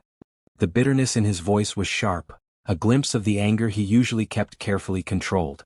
Gabrielle understood. Grief wasn't just sadness. It was rage at the unfairness, at the randomness, at the way one person's bad decision could shatter entire lives. She wouldn't want this place to be a shrine, Nathan said after a long silence. She'd want it to be used, to be filled with creativity and joy again. That's who she was. She believed in moving forward, in making the most of every moment. Then let's honor that, Gabrielle suggested. We can clean up, organize the supplies, make it a space where Lily can create. We don't have to get rid of Regina's work. We can display it, celebrate it, but also make room for new art. Nathan nodded slowly. Will you help me? I don't think I can do this alone. Of course, Gabrielle said without hesitation. They spent the rest of the morning in the studio. They opened windows to let in fresh air, replaced the stale water in the paintbrush jars, organized supplies into labeled containers. They found dozens of Regina's completed paintings wrapped in brown paper, each one a revelation of talent and vision. Landscapes, portraits, abstract pieces that conveyed emotion through color and movement. These should be displayed, Gabrielle said, unwrapping a particularly stunning painting of a sunset. Not hidden away. Regina never liked showing her work, Nathan said. She was private about her art, felt it was too personal to share widely. But Lily should see them, Gabrielle pressed gently. She should know her mother's talent, should be inspired by it. Nathan considered this, then nodded. You're right. I'll have some of them professionally framed. We can hang them in the house, in Lily's playroom maybe. Places where they'll be seen and appreciated. By lunchtime the studio was transformed. It was clean, organized, ready for use. But it still held Regina's presence, her completed works displayed proudly on the walls, her favorite brushes kept in a special case on the shelf. Thank you, Nathan said as they locked up. I couldn't have done this without you. You could have, Gabrielle replied. But I'm glad I was here to help. That afternoon, when they picked up Lily from school, Nathan told her about the studio. Her face lit up with a mixture of excitement and nervousness. Can we go there now? She asked. Can I paint? Absolutely, Nathan said. That's exactly what we're going to do. In the studio, Lily stood in awe, taking in her mother's paintings, the organized supplies, the easels set up and ready. It's like Mommy's still here, she whispered. She is here, Nathan said, kneeling beside his daughter. In her art, in your memories, in the love she left behind. And now you can create your own art, right here where she created hers. Lily chose a small canvas and a variety of paint colors. Gabrielle helped her into one of Regina's old aprons, rolling up the sleeves so they wouldn't drag. For the next hour, Lily painted with fierce concentration, creating an abstract piece that was all swirls of purple and blue. Nathan watched from a stool in the corner, his expression soft. When Lily finished and proudly displayed her work, he applauded. Your mother would be so proud, he said, his voice thick with emotion. Do you think she can see it? Lily asked. From heaven? I think she sees everything you do, Nathan replied. And she's smiling. That night, after Lily was asleep, Nathan knocked on Gabrielle's door. She opened it to find him holding a bottle of wine and 2 glasses. Feel like company? He asked. I thought we could sit in the library, talk for a bit. Today was intense and I don't want to be alone with my thoughts. Of course, Gabrielle said, following him downstairs. They settled into the comfortable chairs by the fireplace. Nathan poured wine for both of them, then sat back with a deep sigh. I was terrified to open that studio, he admitted. I thought it would break me, seeing all her things, feeling her absence so acutely. But you were right. It needed to be done. And having you there made it bearable. You're stronger than you think, Gabrielle said. Maybe, Nathan allowed. Or maybe I'm just good at pretending. He took a sip of wine, then looked at her directly. Can I tell you about the night Regina died? Gabrielle nodded, sensing he needed to share this. We'd had an argument that morning, Nathan began, his voice low. Something stupid about me working too much, not being present enough. She was right, but I was defensive. She left angry, said she was going to the studio to paint. I had meetings all day, didn't call to apologize. When the police showed up that evening, my last words to her had been angry ones. I never got to tell her I was sorry, that I loved her, that she was more important than any business deal. Nathan, Gabrielle said softly. She knew you loved her. Did she? Nathan's eyes were bright with unshed tears. Because I wonder sometimes if I showed her enough. If I appreciated her while I had her. I was always planning for the future, building the business, thinking we had all the time in the world. And then suddenly we didn't. She was just gone, and I was left with a 4-year-old daughter who needed me to be strong when I was completely shattered. Gabrielle moved to the chair beside him, taking his hand. You're allowed to still grieve. You're allowed to have regrets. But you can't let guilt consume you. You're an amazing father, Nathan. You've built a beautiful life for Lily despite your pain. Regina would be proud of you. Would she? Nathan looked at their joined hands. Or would she be disappointed that I'm starting to feel things I shouldn't feel? That I'm beginning to imagine a future that includes someone new? The air between them suddenly felt charged. Gabrielle's heart began to race. Was he saying what she thought he was saying? You deserve happiness, she managed to say. Regina would want that for you. Even if that happiness involves my daughter's caregiver? Nathan asked quietly. Even if I'm starting to care about someone I employ? Someone who's only been in my life for a month. Gabrielle couldn't breathe. Nathan. I'm not asking for anything, Nathan said quickly. I'm not putting you in an awkward position. I just needed to be honest. This past month, having you here, seeing how you are with Lily, talking to you in the evenings, I started to feel alive again. And that terrifies me because I don't know if it's real or if I'm just lonely and grateful and confusing those feelings with something more. I think, Gabrielle said carefully, that we're both in complicated emotional places. I'm recovering from rejection and betrayal. You're grieving your wife. Neither of us is in a position to make clear-headed decisions about feelings. You're right, Nathan agreed. You're absolutely right. I'm sorry. I shouldn't have said anything. Don't apologize, Gabrielle said. I'm glad you told me, because I need you to know that I feel it too. Whatever this is between us, I feel it. But you're right to be cautious. We need to think about Lily first. She can't get caught up in adult emotions and confusion. Agreed, Nathan said, relief evident on his face. So what do? We continue as we have been, Gabrielle suggested. Friends, colleagues, co-parents in a sense. We give ourselves time to figure out what's real and what's just circumstance. And if, after some time has passed, we both still feel this connection, then we can revisit the conversation. That's very sensible, Nathan said with a slight smile. One of us has to be, Gabrielle replied, matching his smile. They finished their wine in comfortable silence, the tension between them eased by honesty. When Gabrielle stood to leave, Nathan walked her to the stairs. Thank you, he said. For today, for tonight, for understanding. You're remarkable, Gabrielle Washington. So are you, Nathan Pierce, she replied. As Gabrielle lay in bed that night, she replayed the conversation, his words, the way he'd looked at her. He'd essentially confessed to having feelings for her. And she'd admitted the same. They'd agreed to be cautious, to wait, to put Lily first. It was the right decision. The mature decision. But it didn't stop her heart from racing every time she thought about the possibility of a future with Nathan. Of being not just Lily's caregiver but part of their family in a deeper way. Of finding love in the aftermath of loss. But she also knew the risks. If they pursued this and it didn't work out, she'd lose not just a potential relationship but also her home, her job, and most importantly, her connection with Lily. The stakes were impossibly high. For now, she'd take it one day at a time. She'd continue being the best caregiver she could be, continue building her friendship with Nathan, continue loving this little girl who'd somehow worked her way into Gabrielle's heart. And maybe, if they were very lucky and very careful, something beautiful would grow from all this complicated terrain. November melted into December, bringing holiday preparations and a shift in the air between Gabrielle and Nathan. They were both hyper-aware of the confession that had passed between them, dancing around it carefully while maintaining their comfortable friendship. Lily, oblivious to the undercurrents, threw herself into the excitement of the approaching holidays. We need a Christmas tree, she announced one Saturday morning. A huge one that touches the ceiling. Mommy and I always picked out the biggest tree we could find. Then that's exactly what we'll do, Nathan agreed.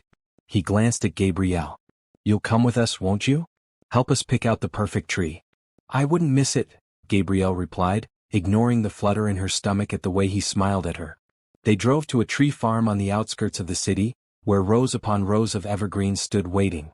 Lily ran ahead, examining each tree with serious consideration, rejecting ones that were too thin or too short or just not right. Nathan and Gabrielle followed behind, their breath forming clouds in the cold air. She's very particular, Nathan said with amusement. She gets that from you, Gabrielle teased. Fair point, Nathan conceded. He paused, then said more quietly, I'm glad you're here. Regina loved Christmas, made it magical for Lily. Last year I barely managed to put up a tree. This year feels different. Better. That's because you're healing, Gabrielle said. Both of you. They found the perfect tree, or rather Lily found it. A massive Douglas fir that was indeed tall enough to nearly touch the ceiling in the living room. Getting it home and set up took the combined efforts of Nathan, Gabrielle, and Marcus, the driver. By evening, the tree stood in the corner of the living room, filling the house with the scent of pine. Now we decorate, Lily declared. But first, hot chocolate. Helen made hot chocolate with real melted chocolate and homemade whipped cream. They sat around the kitchen island, planning their decorating strategy like it was a military operation. Lily insisted on organizing the ornaments by color before hanging them. You two are very similar, Gabrielle observed, watching Nathan and Lily sort ornaments into precise groupings. Mommy used to say we were both control freaks, Lily said matter-of-factly. But she said it with love. Nathan laughed, the sound warm and genuine. Your mother was right about most things. Decorating took hours. Each ornament had a story, this one from Lily's first Christmas, that one from a vacation in Colorado, another one hand-painted by Regina. Nathan shared the memories freely now, not flinching away from mentions of his late wife. Lily added her own recollections, her voice bright with the innocent way children remember the dead. When the last ornament was hung, they stepped back to admire their work. The tree was stunning, covered in lights and decorations, topped with a gold star. Perfect, Lily breathed. Don't you think, Miss Gabrielle? Perfect, Gabrielle agreed. That night, after Lily was asleep, Gabrielle found Nathan standing in front of the tree, lost in thought. She almost turned away, reluctant to intrude on his private moment, but he noticed her. Stay, he said. Please. She joined him, both of them gazing at the tree in silence. Regina would have loved this, Nathan finally said. She would have been so happy to see Lily this excited about Christmas again. And she would have liked you, I think. You two would have been friends. I wish I could have known her, Gabrielle said honestly. Me too. Nathan turned to face her. These past 2 months, you've given us something I didn't think we'd have again. Joy. Normalcy. The feeling of being a family instead of just two people living in the same house. You were always a family, Gabrielle corrected gently. An incomplete one, Nathan said. And I know we agreed to take things slowly, to not rush into anything. But I need you to know that my feelings haven't changed. If anything, they've grown stronger. Every day I watch you with Lily, every conversation we have, every small moment we share, I become more certain that you're someone special. Gabrielle's heart pounded. Nathan. You don't have to respond, Nathan continued. I just wanted you to know where I stand. When you're ready, if you're ever ready, I'll be here. Before Gabrielle could figure out what to say, Lily's voice called out from upstairs. Daddy? Miss Gabrielle? They hurried upstairs to find Lily sitting up in bed, looking distressed. I had a bad dream, she said. About Mommy. Nathan scooped her up immediately, holding her close. It's okay, sweetheart. Just a dream. I dreamed she was far away and I couldn't reach her, Lily said, her voice muffled against Nathan's shoulder. She kept calling me but I couldn't find her. She's not far away, Gabrielle said softly, sitting on the edge of the bed. She's in your heart always. And she wants you to be happy, not scared. Are you sure? Lily asked, turning to look at Gabrielle. I'm positive, Gabrielle assured her. Mothers never really leave their children. They stay with you in all the good memories, all the love you felt. Lily seemed comforted by this. Will you both stay until I fall asleep again? Of course, Nathan said, settling into the chair beside her bed while still holding her. Gabrielle perched on the other side, and together they kept vigil until Lily's breathing evened out and she slipped back into sleep. Nathan carefully laid her down and tucked her in. In the hallway he turned to Gabrielle. Thank you. You always know exactly what to say to her. I just try to be honest, Gabrielle replied. Children need honesty more than they need perfect answers. The next week brought Lily's Christmas concert at school. All the first graders were performing songs for the parents. Lily had been practicing for weeks, coming home and singing the same 3 songs over and over until everyone in the house could recite the lyrics. "You're both coming, right?" Lily asked anxiously at breakfast the morning of the concert. "Both of you together?" "Both of us together," Nathan confirmed. "I already blocked off my calendar. And I'll be right there in the front row," Gabrielle added. "Good," Lily said satisfied. "Everyone else will have their mommy and daddy. I'll have my daddy and Miss Gabrielle. That's almost the same." The casual comment hit both adults hard. They exchanged glances across the table, neither sure how to respond. That evening, the school auditorium was packed with parents armed with cameras and smartphones. Nathan and Gabrielle found seats in the 3rd row, close enough to see Lily clearly. She stood on the risers with her classmates, wearing a red velvet dress and looking nervous. When the children started singing, Lily's voice was initially shaky. But when she spotted Nathan and Gabrielle in the audience, her face brightened and her voice grew stronger. She sang directly to them, putting her whole heart into the performance. Gabrielle felt tears prickling her eyes. This little girl who'd lost her mother far too young, was still finding joy, still trying so hard to be brave. And somehow, Gabrielle had become part of her support system, part of her family in an undefined but undeniable way. After the concert, Lily ran to them, throwing her arms around Gabrielle first. "Did you see me? Did I do good?" "You were perfect," Gabrielle said, hugging her tightly. "The best singer up there." "The very best," Nathan agreed, swooping Lily up for a hug. "I'm so proud of you, princess." As they walked to the car, Lily between them holding both their hands, a woman from Lily's class approached. She was polished and pretty, wearing expensive clothes and a calculating expression. "Nathan Pierce," she said warmly. "It's been ages. I'm Jennifer Chin, remember? We met at the school fundraiser last year." "Of course," Nathan said politely. "Nice to see you again." Jennifer's eyes slid to Gabrielle, assessing her thoroughly. "And this must be the new nanny I've heard about." "Caregiver," Nathan corrected, his tone cooling slightly. "Gabrielle Washington. She's part of our family." "How lovely," Jennifer said, though her tone suggested she thought it was anything but. "Well, if you ever need recommendations for agencies, I know several excellent ones. It's so hard to find good help these days." "I'm not help," Gabrielle said before she could stop herself. "I'm Lily's caregiver and we have a wonderful relationship." "Of course," Jennifer said, her smile not reaching her eyes. "Well, enjoy your evening." After she walked away, Nathan muttered, "That woman has been trying to set me up with her sister for the past year. I've turned her down repeatedly." "She thinks I'm inappropriate," Gabrielle said, stung by the woman's attitude. "She's a snob," Nathan said firmly. "And her opinion doesn't matter. What matters is that Lily loves you, I trust you, and you're exactly where you should be. Can we get ice cream?" Lily interjected, oblivious to the tension. "To celebrate my concert?" "Ice cream sounds perfect," Nathan agreed, and the uncomfortable moment passed. That weekend, Nathan had to fly to Chicago for business. He'd be gone for 4 days, the longest he'd been away since Gabrielle started working for the family. Before he left, he went over everything with her. Emergency contacts, doctor's information, Helen's cell number. "I know, I'm being overprotective," Nathan said, noticing Gabrielle's amused expression. "I've just never left her for this long with someone other than Regina." "We'll be fine," Gabrielle assured him. "Go to your business thing. We'll hold down the fort." The first 2 days went smoothly. Gabrielle maintained their usual routine, and she and Lily video called Nathan each evening so he could hear about their day. But on Saturday, Gabrielle decided to do something special. "How would you like to have a girls' day?" she asked Lily over breakfast. "We could go to the park, get our nails done, maybe see a movie?" "A real girls' day?" Lily asked, eyes wide. "Like grown-ups do?" "Exactly like grown-ups do," Gabrielle confirmed. They spent the morning at the park, feeding ducks and playing on the swings. Then they went to a nail salon where Lily chose sparkly purple polish and chatted non-stop with the technician. Finally, they saw an animated movie about a girl who discovered she had magical powers. Walking back to the car, Lily slipped her hand into Gabrielle's. "This was the best day," she said. "Thank you, Miss Gabrielle." "You're welcome, sweetheart." Lily was quiet for a moment, then said in a small voice, "Can I ask you something?" "Anything. Do you think?" Lily paused, choosing her words carefully. "Do you think you could be my mommy?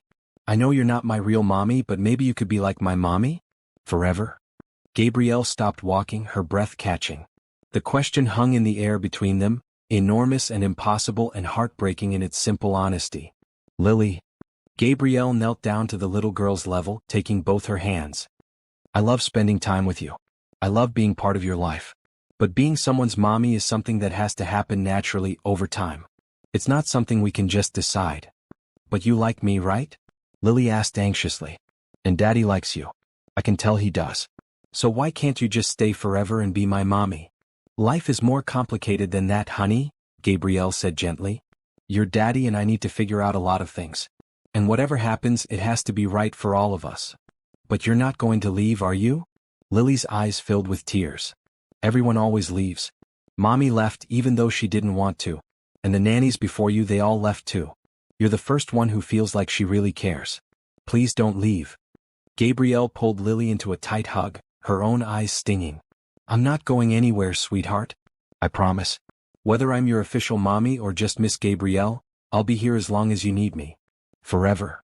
Lily whispered. Forever, Gabrielle promised, even though she wasn't entirely sure she could keep that promise. That night, after Lily was asleep, Gabrielle called Nathan. She told him about the day, about Lily's question, about the promise she'd made. I shouldn't have said forever, Gabrielle finished. That was presumptuous of me. I just couldn't stand seeing her so scared of being abandoned again. You said exactly what she needed to hear, Nathan replied. And for what it's worth, I want forever too. With you. I know it's too soon, I know we should wait, but Lily's asking the question we're both thinking. Can you be part of our family? Not as an employee but as something more permanent. Nathan, we can't make decisions based on a 6-year-old's wishes, Gabrielle said, even as her heart raced. This has to make sense for both of us independently, not just because Lily wants it. I know, Nathan said. But doesn't it tell you something that my 6-year-old daughter has figured out what I've been too cautious to fully admit? She sees us as a family. She wants us to be a family. And I want that too. I want it too, Gabrielle admitted. But I'm terrified. What if we try this and it doesn't work? What if I mess up your lives even more? Or, Nathan said softly, what if it's exactly what we all need? What if the three of us together are stronger than any of us apart? Gabrielle didn't have an answer. She said goodnight and ended the call, her mind spinning with possibilities and fears. Lily's question echoed in her thoughts. Can you be my mommy forever? Could she? Did she want to? And more importantly, was she brave enough to try? Nathan returned from Chicago on Sunday evening, exhausted from travel but eager to see his daughter. Lily threw herself into his arms the moment he walked through the door, chattering about their girl's day and showing off her purple nails. And Miss Gabrielle said she's staying forever, Lily announced proudly. So you don't have to worry about finding anyone else. Nathan's eyes met Gabrielle's over Lily's head. The conversation they'd had on the phone hung between them, unfinished and weighted with implications. That's wonderful news, Nathan said carefully. Miss Gabrielle is very special to us. After Lily went to bed, Nathan found Gabrielle in the library. She'd taken to spending her evenings there, reading or simply enjoying the quiet space. We need to talk, he said, settling into the chair across from her. About what Lily said, about what we discussed on the phone. I know, Gabrielle replied. But I don't know what to say. Everything is happening so fast. 2 months ago I was getting ready to marry someone else. Now I'm considering becoming a permanent part of your family. It feels reckless. Or it feels right, Nathan suggested. Sometimes the best things in life happen unexpectedly. I never planned to fall for my daughter's caregiver. But here we are. Here we are, Gabrielle echoed, a slight smile playing at her lips. I think, Nathan said slowly, we should stop overthinking this. We're both adults. We know what we feel. Why don't we just try? See where it goes? No pressure, no expectations, just honest exploration of whatever this is between us. You make it sound simple, Gabrielle said. Maybe it is, Nathan replied. Maybe we're the ones making it complicated. Before Gabrielle could respond, her phone buzzed. She glanced at the screen and froze. Derek's name appeared, along with a text message. We need to talk. Can I see you? Nathan noticed her expression change. What's wrong? Nothing, Gabrielle said quickly, setting the phone face down. Just a message I wasn't expecting. But Nathan had seen the name on the screen. Derek. Yes, Gabrielle admitted. He wants to talk to me. After 2 months of silence? Nathan's voice was carefully neutral. What could he possibly have to say? I don't know, Gabrielle said. And I'm not interested in finding out. But over the next few days, Derek's messages continued. Each one was more insistent than the last. He was sorry. He'd made a terrible mistake. He wanted to explain. He needed to see her.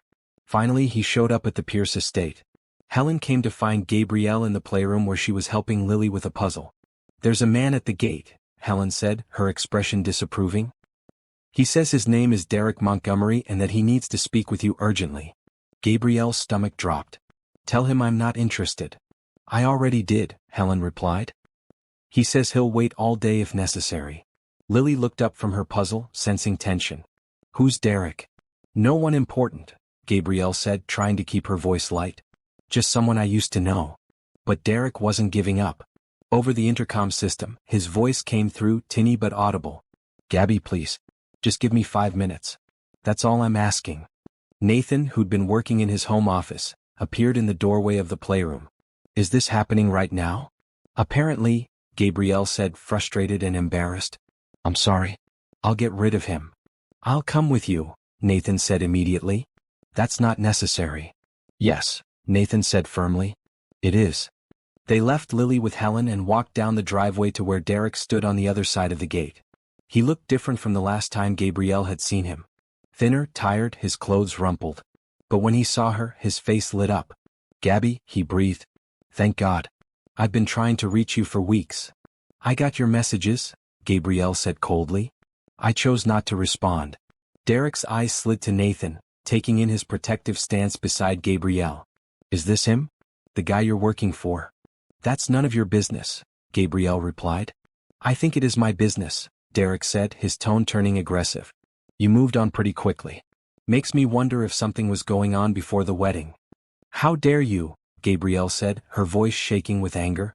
You left me standing at the altar in front of everyone I know. You don't get to question anything I've done since then. I made a mistake, Derek said, his voice pleading now. I panicked. I wasn't ready. But I've spent the past 2 months realizing what I lost. You're the best thing that ever happened to me, Gabby. I want you back. It's too late, Gabrielle said. Is it? Derek looked at Nathan again. Or are you just with him for the money? Living in his big house, playing nanny to his kid? That's not you, Gabby. You're better than that. Nathan stepped forward, his voice dangerously quiet. You need to leave. Now. I'm talking to Gabby, Derek said stubbornly. You're insulting her and making assumptions about her character, Nathan corrected. Which tells me you never really knew her at all. Gabrielle is here because she's kind, compassionate, and excellent with my daughter. She's not a gold digger or an opportunist. She's one of the best people I've ever met. And she deserves far better than someone who would humiliate her the way you did. Derek's face flushed with anger. You don't know anything about us. I know she was crying in a wedding dress when I met her, Nathan said. I know you broke her heart and never bothered to apologize properly. I know you've let 2 months go by before deciding you made a mistake. That tells me everything I need to know about your character. Gabby, Derek tried again, ignoring Nathan. Please, just give me another chance. We can start over, do it right this time. Gabrielle looked at him, really looked at him, and felt nothing. No love, no anger, not even sadness. Just a distant sense of relief that she'd escaped marrying someone so self-centered. Derek, she said calmly, you didn't just make a mistake. You showed me who you really are, someone who runs when things get difficult. Someone who puts his own comfort above other people's feelings. I deserve better than that. And I found better than that. She took Nathan's hand deliberately, a clear statement. Derek's face crumpled. So that's it, he said bitterly. You're choosing him? I'm choosing myself, Gabrielle corrected. I'm choosing a life where I'm valued and respected. I'm choosing to be part of a family that actually wants me. You had your chance, Derek. You blew it spectacularly. Now please leave and don't contact me again. Derek stared at them for a long moment, then turned and walked back to his car without another word. They watched him drive away, his car disappearing down the street. Are you okay? Nathan asked quietly, still holding her hand. I'm better than okay, Gabrielle said, surprised by how true it was. I thought seeing him again would be hard, would bring up all those painful feelings. But instead I just felt grateful. Grateful that he didn't show up at the wedding, grateful that I found you and Lily instead. Really? Nathan asked, searching her face. Really? Gabrielle confirmed. She squeezed his hand. You were right earlier. We've been overthinking this. I know what I feel. I care about you. I love Lily. I want to be part of this family, not as an employee but as someone who belongs here. Nathan's face transformed with a smile that took Gabrielle's breath away. Are you sure? Because once you say that, I'm not letting you change your mind. I'm sure, Gabrielle said. I've never been more sure of anything. Nathan pulled her close, wrapping his arms around her. They stood there in the driveway holding each other, finally admitting what had been growing between them for months. We should tell Lily, Nathan said eventually. She deserves to know that her wish is coming true. They walked back to the house hand in hand. Lily was in the playroom with Helen, but she looked up anxiously when they entered. Is the bad man gone? She asked. He's gone, Gabrielle assured her. And he won't be coming back. Lily seemed to sense something different about the way Gabrielle and her father stood together. What happened? Nathan knelt down to her level. Something wonderful happened, sweetheart. Miss Gabrielle and I realized that we care about each other. More than just as friends. And that means we're going to be a family. A real family. All three of us together. Lily's eyes went wide. Really? You mean Miss Gabrielle is going to stay forever? For real forever? For real forever, Gabrielle confirmed, kneeling beside Nathan. If you're okay with that.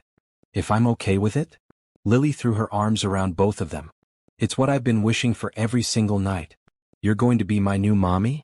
Well, Gabrielle said carefully, I'll never replace your real mommy. She'll always be special and important. But yes, I'll be here to love you and take care of you just like a mommy would. Can I call you Mom? Lily asked hopefully. Gabrielle felt tears prickling her eyes. If that feels right to you, then yes. You can call me Mom. Lily hugged them both fiercely. Helen stood in the doorway, wiping her own eyes with her apron. Even she, who'd been skeptical of this unconventional arrangement, seemed moved by the scene. That night, after Lily was finally asleep from excitement, Nathan and Gabrielle sat in the library again. But this time they sat together on the couch, Gabrielle tucked against Nathan's side. I can't believe this is happening, Nathan said softly. 2 months ago I was just a widower trying to survive each day. Now I'm sitting here with someone who makes me believe in happiness again. Derek showing up was the push I needed, Gabrielle admitted. Seeing him made me realize how different what we have is. With Derek, I was always trying to fit into his vision of what our life should be. With you, I'm just myself. And somehow that's enough. It's more than enough, Nathan said, tilting her face up to his. You're everything. He kissed her then, soft and sweet, a promise of new beginnings. When they pulled apart, both of them were smiling. We should probably take this slowly, Nathan said, though he made no move to let her go. For Lily's sake. Probably, Gabrielle agreed. But maybe slow is overrated. They stayed up late talking about the future. How they'd explain their relationship to others. When they might get married, because both of them knew that's where this was heading. How they'd blend their lives together officially. I want to do it right this time, Gabrielle said. Not a huge wedding with hundreds of people. Just something small and meaningful. Family and close friends. Sounds perfect, Nathan agreed. And we'll do it on our timeline when we're ready. No rushing.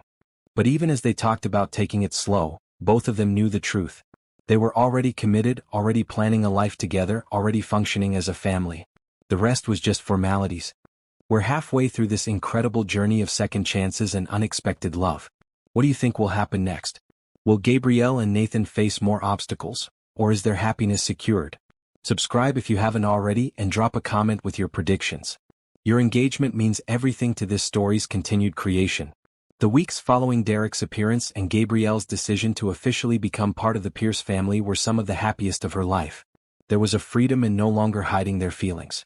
In being able to hold hands openly, to steal quiet moments together after Lily was asleep. But not everyone was thrilled with the arrangement. Gabrielle's mother called 3 weeks after the announcement. Gabrielle hadn't spoken to her since the failed wedding, a fact that had weighed on her conscience but that she'd been too hurt to address. So you're living with some rich man now? Her mother said without preamble. Playing house with his kid? Hello, Mom, Gabrielle said, keeping her voice steady. It's nice to hear from you too. Don't be smart with me, Gabrielle Lynn Washington. Do you have any idea how embarrassing it's been for me? First, you get left at the altar and now you're shacking up with your boss? What will people think? I don't care what people think, Gabrielle replied. I care about being happy. And Nathan and Lily make me happy. Happy? Her mother scoffed. You hardly know this man. How do you know he's not just using you? Because he treats me with respect and kindness, Gabrielle said. Because he values me.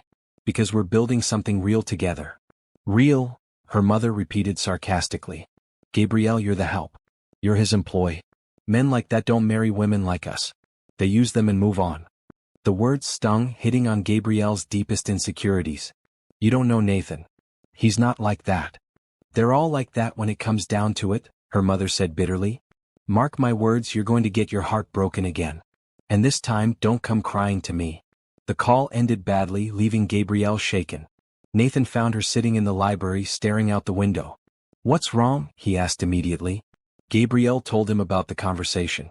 Nathan's expression darkened with anger. Your mother had no right to say those things to you, he said. She's just worried about me, Gabrielle said, though she didn't really believe it.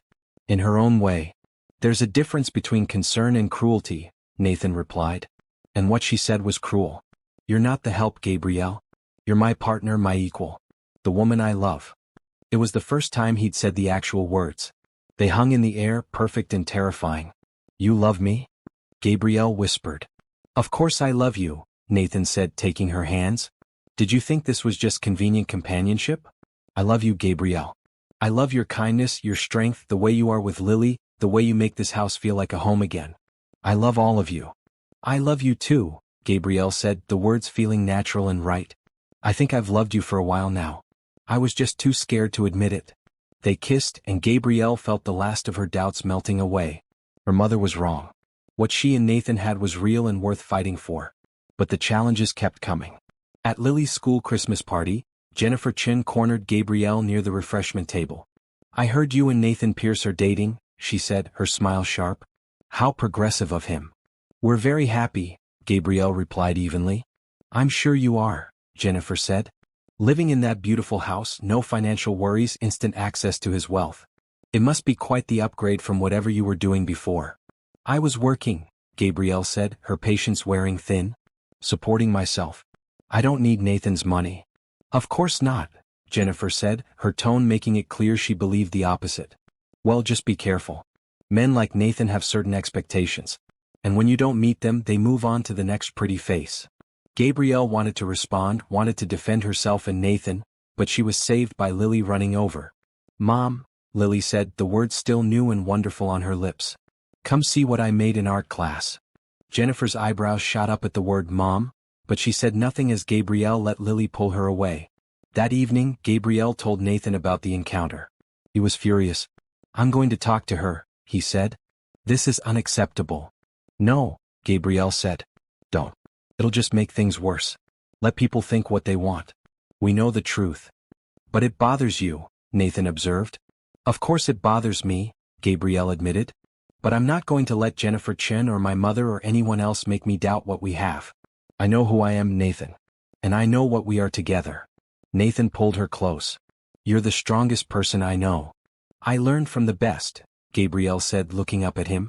You and Lily have taught me that happiness is worth fighting for. That family isn't always who you're born to, sometimes it's who you choose. December flew by in a whirl of holiday preparations. They attended Lily's school concert, baked cookies with Helen, drove through neighborhoods to look at Christmas lights. Nathan took a full week off work, something he hadn't done since Regina's death, and they spent it as a family. On Christmas morning, Lily woke them at dawn, bouncing with excitement. They gathered around the tree in their pajamas, drinking hot chocolate while Lily tore into her presents with abandon. There were dolls and books and art supplies, but her favorite gift was a necklace from Gabrielle, a delicate gold chain with a pendant showing two hearts intertwined. This one is your mommy's heart, Gabrielle explained, pointing to the larger heart. And this one is mine. They're together, both loving you. Lily hugged the necklace to her chest, tears in her eyes. I'll never take it off. Never ever. Nathan's gift to Gabrielle was equally meaningful, a key on a silver chain. It's the key to this house, he explained. But more than that, it's symbolic. You have the key to our hearts, Gabrielle. You opened us up when we were locked away in grief. You brought us back to life. Gabrielle couldn't speak past the lump in her throat. She just hugged him, feeling Lily squeeze in between them for a group hug.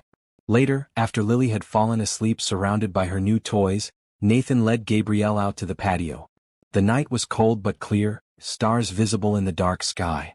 I have one more gift, Nathan said, pulling a small box from his pocket. Gabrielle's heart started racing. She knew what that box meant. Nathan opened it to reveal a stunning ring, a sapphire surrounded by diamonds. It was Regina's, he said softly. Not her wedding ring, but one I gave her for our 5th anniversary. She loved this ring and I think she'd want you to have it. But if you'd prefer something new, something that's just ours, I completely understand. It's beautiful, Gabrielle whispered, looking at the ring glittering in the patio lights.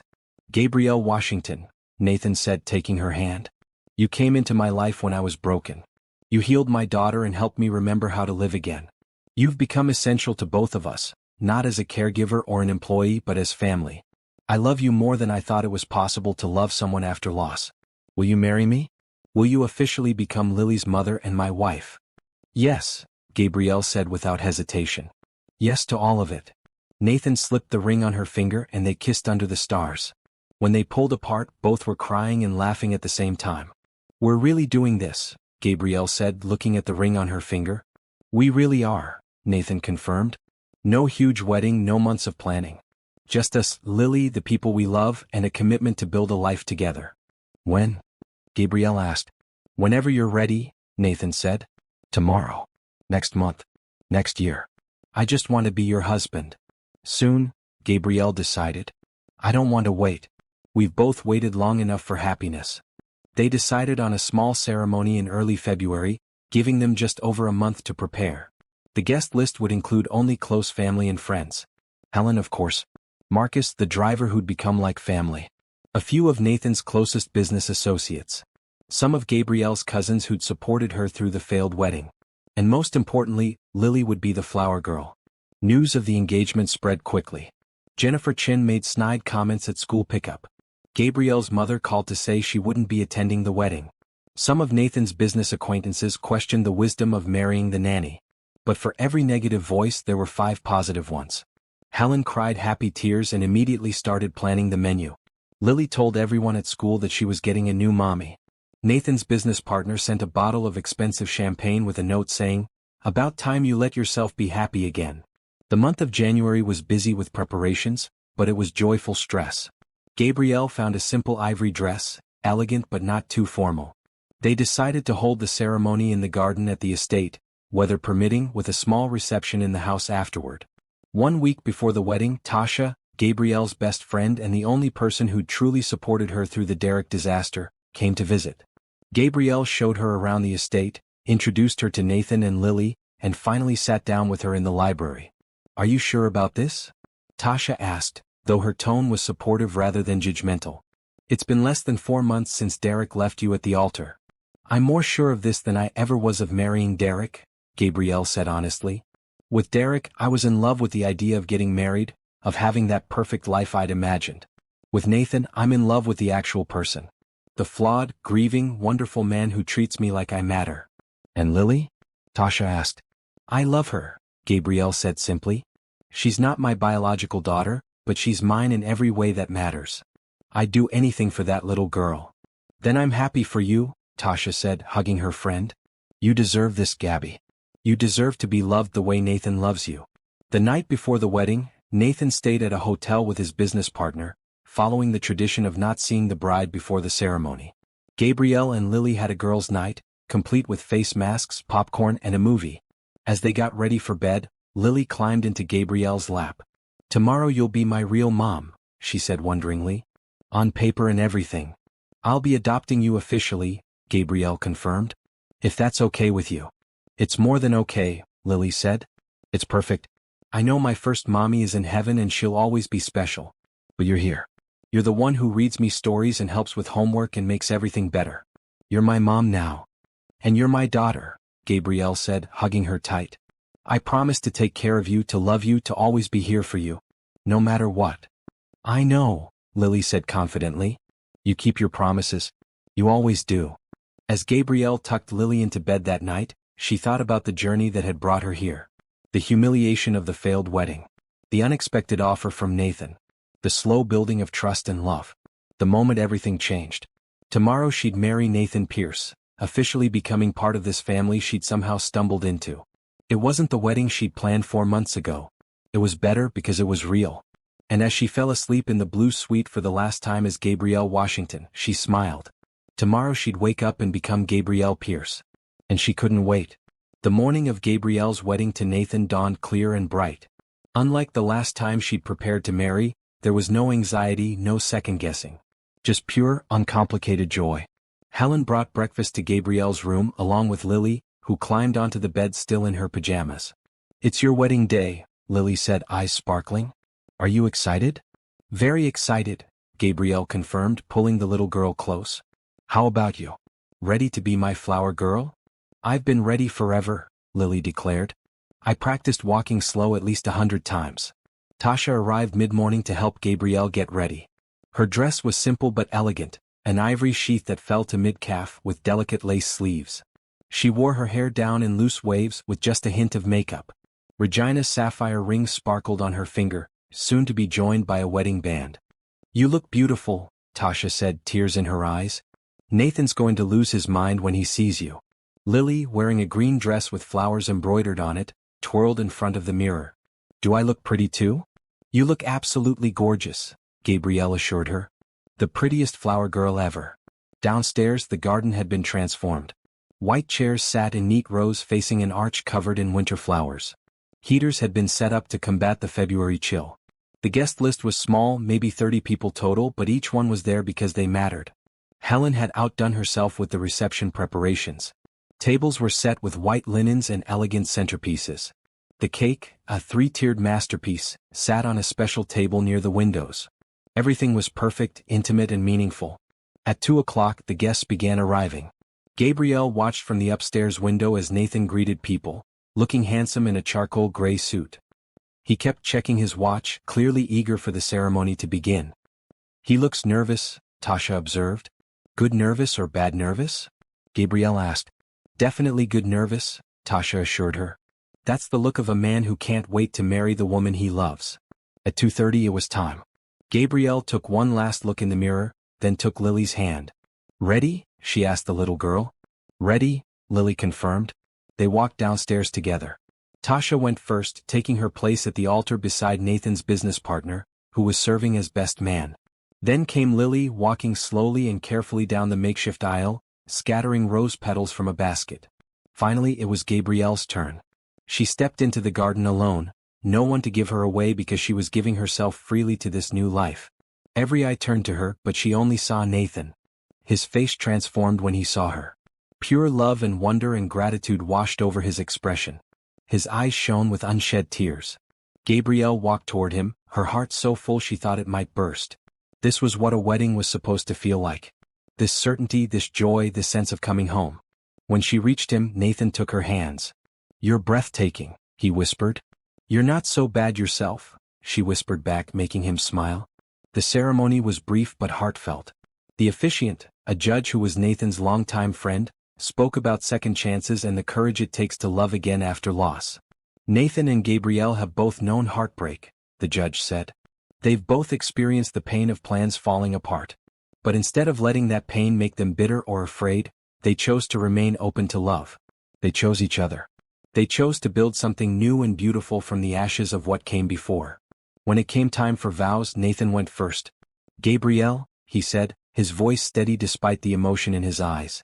"4 months ago I was existing but not living. I was going through the motions of raising my daughter while drowning in grief.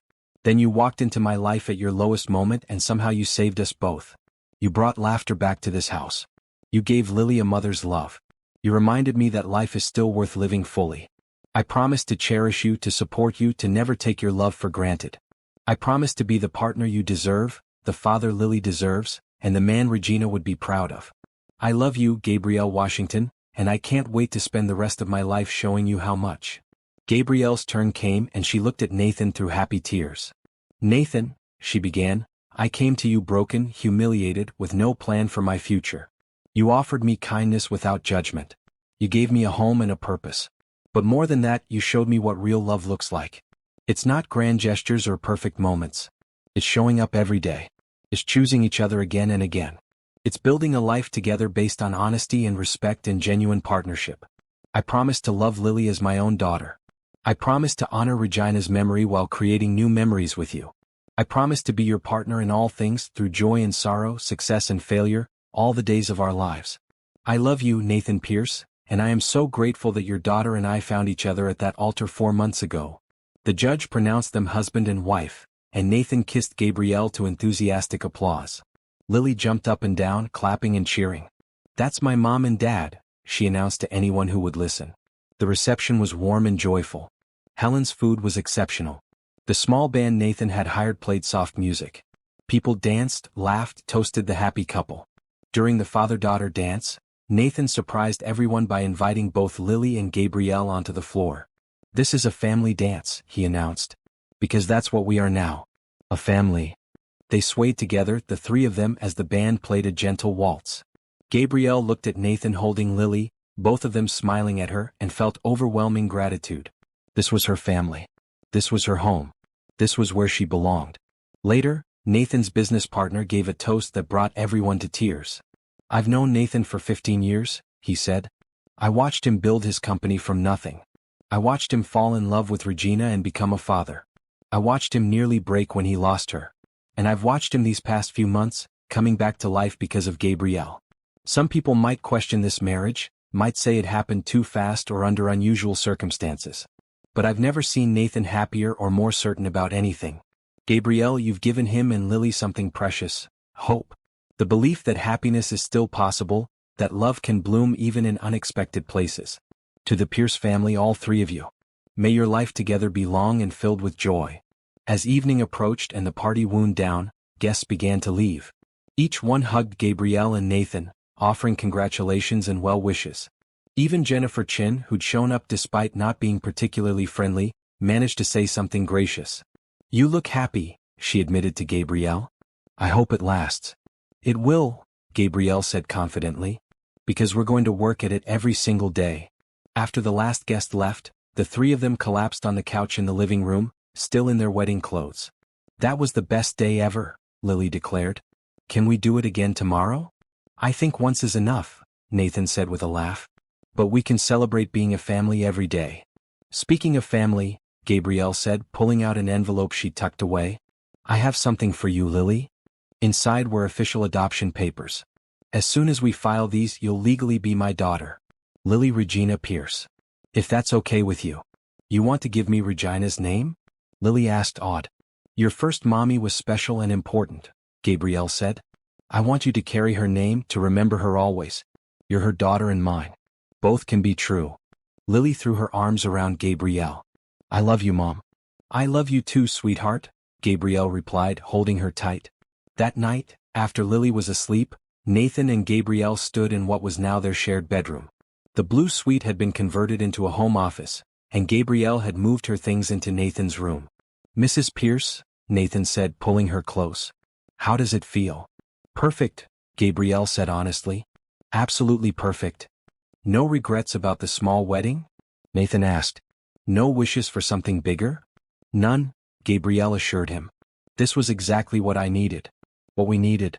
Intimate, meaningful, focused on what matters." "You matter," Nathan said seriously. "You and Lily, you're everything to me." "We're everything to each other," Gabrielle corrected. "That's what makes this work. It's not one-sided. We're partners, equals, building something together."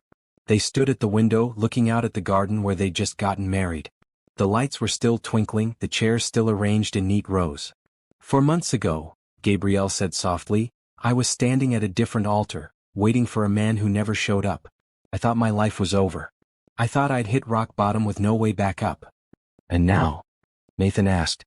"Now I know that sometimes the worst moments lead to the best chapters," Gabrielle said.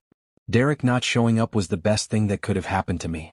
It led me here, to you and Lily, to this family, to this life. I wouldn't change a single thing." "Not even the humiliation?" Nathan asked gently. "Not even that," Gabrielle confirmed. "Because it taught me what I really wanted. Not a wedding or a ring or some fantasy of what marriage should be. But genuine partnership with someone who sees me, values me, loves me for exactly who I am." "I do love you," Nathan said. "So much that sometimes it scares me. After losing Regina, I never thought I'd feel this deeply again." "You're allowed to love again," Gabrielle reminded him. "Regina would want that for you. She'd want Lily to have a mother. She'd want you to be happy." I am happy, Nathan said. Happier than I've been in years. You did that, Gabrielle. You brought joy back into our lives. We did it together, Gabrielle said. All three of us. We chose to be a family and we made it happen. They stayed at the window long into the night talking about the future. Where they'd travel as a family. How they'd handle Lily's growing up. Whether they might want more children eventually. Small, important conversations that built the foundation of their life together. And as midnight approached, Gabrielle realized that this was what love looked like. Not fireworks or grand romance, but quiet conversations and shared dreams and the comfortable certainty that you'd chosen the right person to walk through life beside. She'd been rejected at the altar 4 months ago. But in truth she'd been saved. Saved from a marriage that would have been wrong, saved from a man who didn't value her, saved for something better. For Nathan. For Lily. For this family that had formed from pain and healing and unexpected love. Tomorrow they'd start their official life together as husband and wife, as mother and father to Lily. But tonight was just for them, for savoring this perfect moment when everything had finally fallen into place. Thank you, Gabrielle whispered to Nathan. For what? For staying that day at the church. For offering me a chance. For seeing something in me worth believing in. Thank you, Nathan replied, for accepting. For taking a risk on us. For loving my daughter like your own. For being brave enough to try again after being hurt. They kissed, sealing these promises, these thanks, these vows of the heart that meant even more than the official ones they'd spoken earlier. And somewhere in heaven, Gabrielle liked to think that Regina was smiling, glad that her family had found love again, glad that her daughter had a mother, glad that Nathan had someone to share his life with. Because love didn't diminish with sharing. It multiplied. And the Pierce family, now complete with Gabrielle as its newest member, had more than enough to go around. 6 months after the wedding, the Pierce household had settled into a comfortable rhythm. Gabrielle had officially adopted Lily, the paperwork finalized in April. Lily now carried both of her mother's names. Lily Regina Pierce, daughter of Regina and Gabrielle, loved beyond measure by both. The little girl had blossomed under Gabrielle's care. She was more confident at school, had made several close friends, and had developed a passion for art that rivaled her mother's. Every afternoon you could find her in Regina's studio, now renamed the Art Room, painting alongside Gabrielle or on her own. Nathan had scaled back his work travel, determined to be more present for his family. He'd promoted his second-in-command to handle most of the trips, only going himself when absolutely necessary. His business was thriving, but it was no longer his primary focus. His family was. One Saturday morning in late August, Gabrielle woke to find Nathan already up, standing at the bedroom window with his coffee. "What are you thinking about?" she asked, joining him. "Just how much life has changed," Nathan replied, wrapping an arm around her. "A year ago I was going through the motions. Today I woke up excited about spending the day with my wife and daughter. It's remarkable." "It is pretty amazing," Gabrielle agreed. "Sometimes I still can't believe this is my life." "Our life," Nathan corrected. "And it's only getting better." Lily burst into the room, already dressed and bouncing with energy. "Can we go to the zoo today? Please? I want to show Mom the new penguin exhibit." "Absolutely," Nathan said. "Let your mom get dressed and we'll have breakfast, then head out." As they prepared for their outing, Gabrielle reflected on how natural everything felt. Morning chaos with Lily, easy coordination with Nathan, Helen teasing them about being too lovey-dovey. This was family life, messy and beautiful and exactly what she'd always wanted without knowing it. At the zoo they spent hours wandering from exhibit to exhibit. Lily had grown 3 inches since the last visit and had opinions about everything. She lectured them on penguin behavior, informed them which animals were endangered, and made them promise to donate to the conservation fund. "She's just like Regina," Nathan said quietly to Gabrielle while Lily examined the elephant habitat. "Same passion for things she cares about, same determination to make the world better." "She's like you too," Gabrielle pointed out. "That organizational thing she does with her art supplies? Pure Nathan. And she's got your kindness," Nathan added. "The way she's always concerned about other kids at school, always wanting to include everyone. That's all you." They were interrupted by Lily running back. "Can I get a stuffed penguin? To add to my collection." "You already have 17 stuffed animals," Nathan protested weakly. 18 wouldn't hurt," Gabrielle said, winking at Lily. Nathan groaned. "You two are ganging up on me. This is what I get for letting women outnumber me in this family." "You love it," Gabrielle teased. "I really do," Nathan admitted, pulling them both into a hug. Later, at the picnic area, while Lily played on the nearby playground, Nathan brought up something he'd been thinking about. "I want to start a foundation," he said, "in Regina's name. For art education in schools, particularly for kids who wouldn't otherwise have access." "That's a beautiful idea," Gabrielle said. "And I want you to help run it," Nathan continued. "You have a natural understanding of what kids need. Your perspective would be invaluable." "Me?" Gabrielle was surprised. "I don't have any experience with nonprofits." "You have experience caring about people," Nathan said. "That's more important. We can hire people who know the technical stuff. But the vision, the heart of it, that should come from family. From someone who understands what Regina would have wanted." Gabrielle considered this. "I'd like that. I'd like to be part of building something that helps kids. Lily could even be involved as she gets older, learn about giving back." "Exactly what I was thinking," Nathan said, pleased. That evening, after returning home and getting Lily to bed, Nathan led Gabrielle out to the art studio. He'd been mysterious about it all day, saying he had a surprise. Inside, Gabrielle gasped.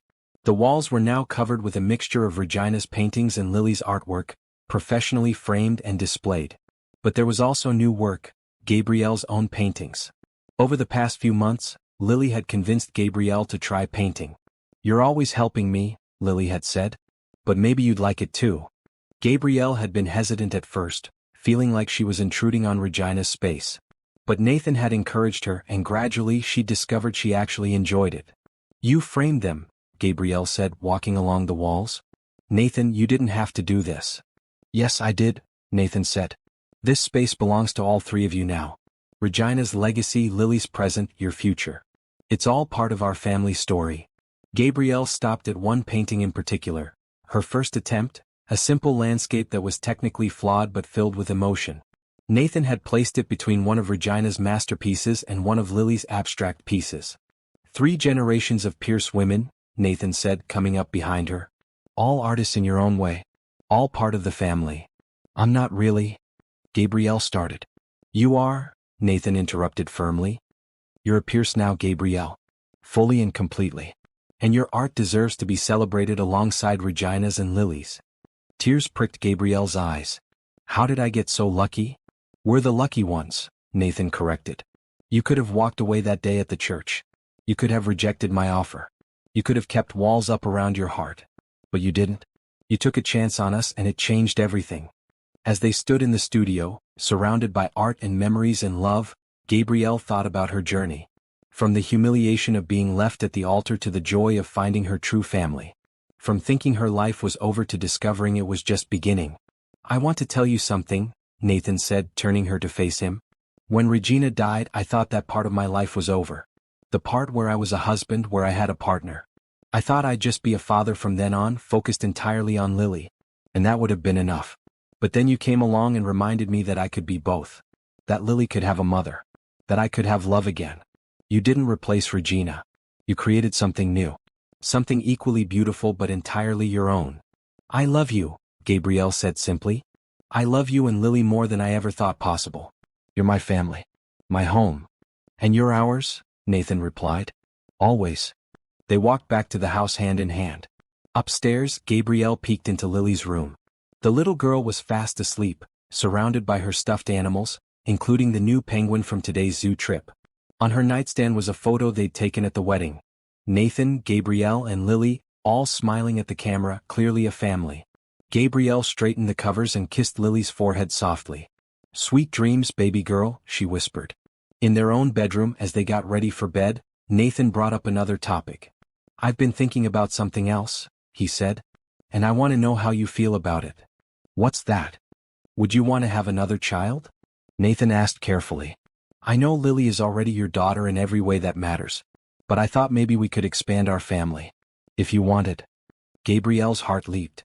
She had thought about it, had wondered if Nathan would be open to more children, but hadn't wanted to push. "I'd love that," she said honestly. "I'd love to give Lily a sibling, to experience pregnancy and motherhood in that way too. If you're sure." "I'm sure," Nathan said. "I want to build a future with you, Gabrielle. Not just maintain what we have, but grow it, expand it, create new memories and new love." "Then yes," Gabrielle said. "Let's do it. Let's have a baby." They talked late into the night about possibilities. Names they liked. How they'd tell Lily. How they'd handle the logistics. It was all theoretical still, might not happen right away, but the fact that they were planning it together filled Gabrielle with joy. The next morning they told Lily over breakfast. "How would you feel about having a little brother or sister?" Nathan asked. Lily's eyes went wide. "Really? A real baby?"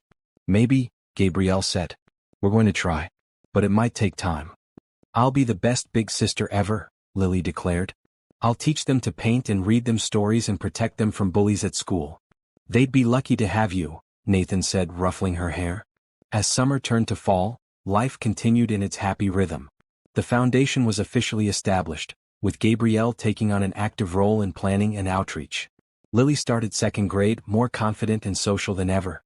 Nathan continued to find better work-life balance, present for school events and family dinners. And in October, Gabrielle got the news: she was pregnant. The three of them celebrated with cake and silly dancing in the living room. Lily insisted on talking to Gabrielle's stomach, telling the baby all about their family. "You're going to love it here," she said seriously. "We have the best dad and mom makes the best pancakes and there's a whole room full of art supplies. Plus Helen makes amazing cookies."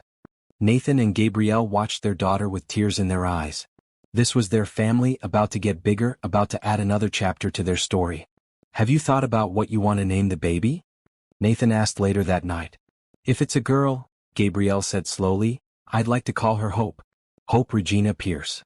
Because that's what this family is built on. Hope. The hope that things can get better. That love can bloom again. That broken people can heal." "And if it's a boy?" Nathan asked. "I was thinking maybe Grant," Gabrielle said. "It means great or tall. And I want our son to stand tall, to be great in his own way." "Hope or Grant?" Nathan said, testing the names. "Both perfect." 6 months later, in a hospital room surrounded by family, Gabrielle gave birth to a healthy baby girl.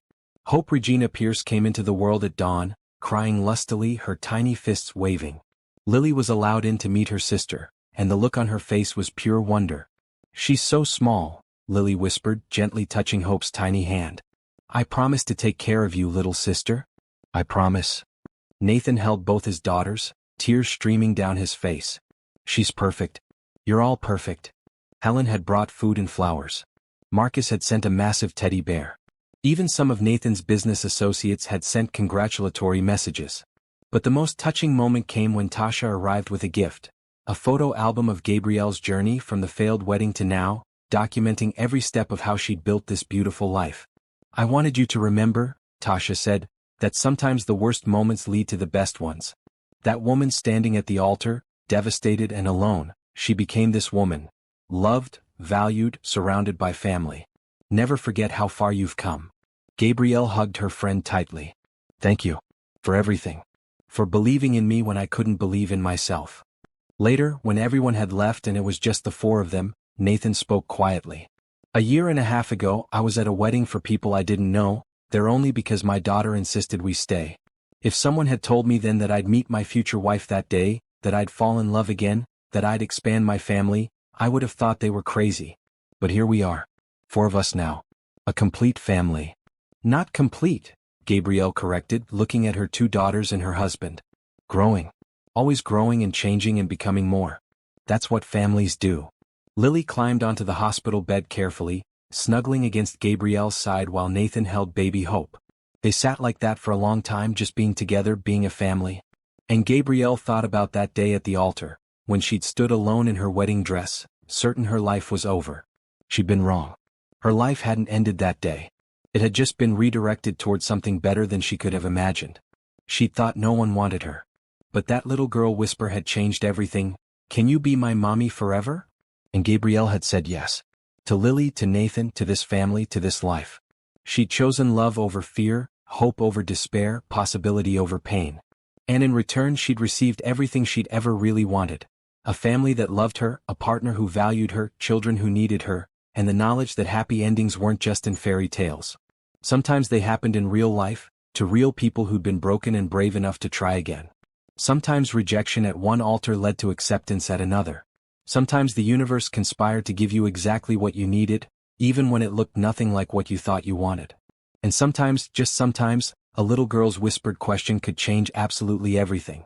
Forever? Lily asked again now, watching her baby sister sleep. Forever, Gabrielle promised, kissing her forehead. I'm here forever. All of us together forever. And this time, it was a promise she knew she could keep. The end. 3 trending hashtags. Hashtag second chance romance, hashtag heartfelt love story, hashtag family first stories. Title: Bride thought no one wanted her, until a little girl whispered, "Can you be my mommy forever?" Description: When Gabrielle is left standing alone at the altar, her world crumbles in front of everyone she knows. But in her darkest moment, a wealthy widower and his daughter stay behind, witnessing her pain when everyone else walks away. What starts as an unexpected job offer becomes a journey of healing, hope, and unexpected love as Gabrielle discovers that sometimes the worst rejections lead to the most beautiful beginnings. Watch this emotional story of a broken bride who finds her true family in the most surprising way, proving that love can bloom even in the aftermath of heartbreak.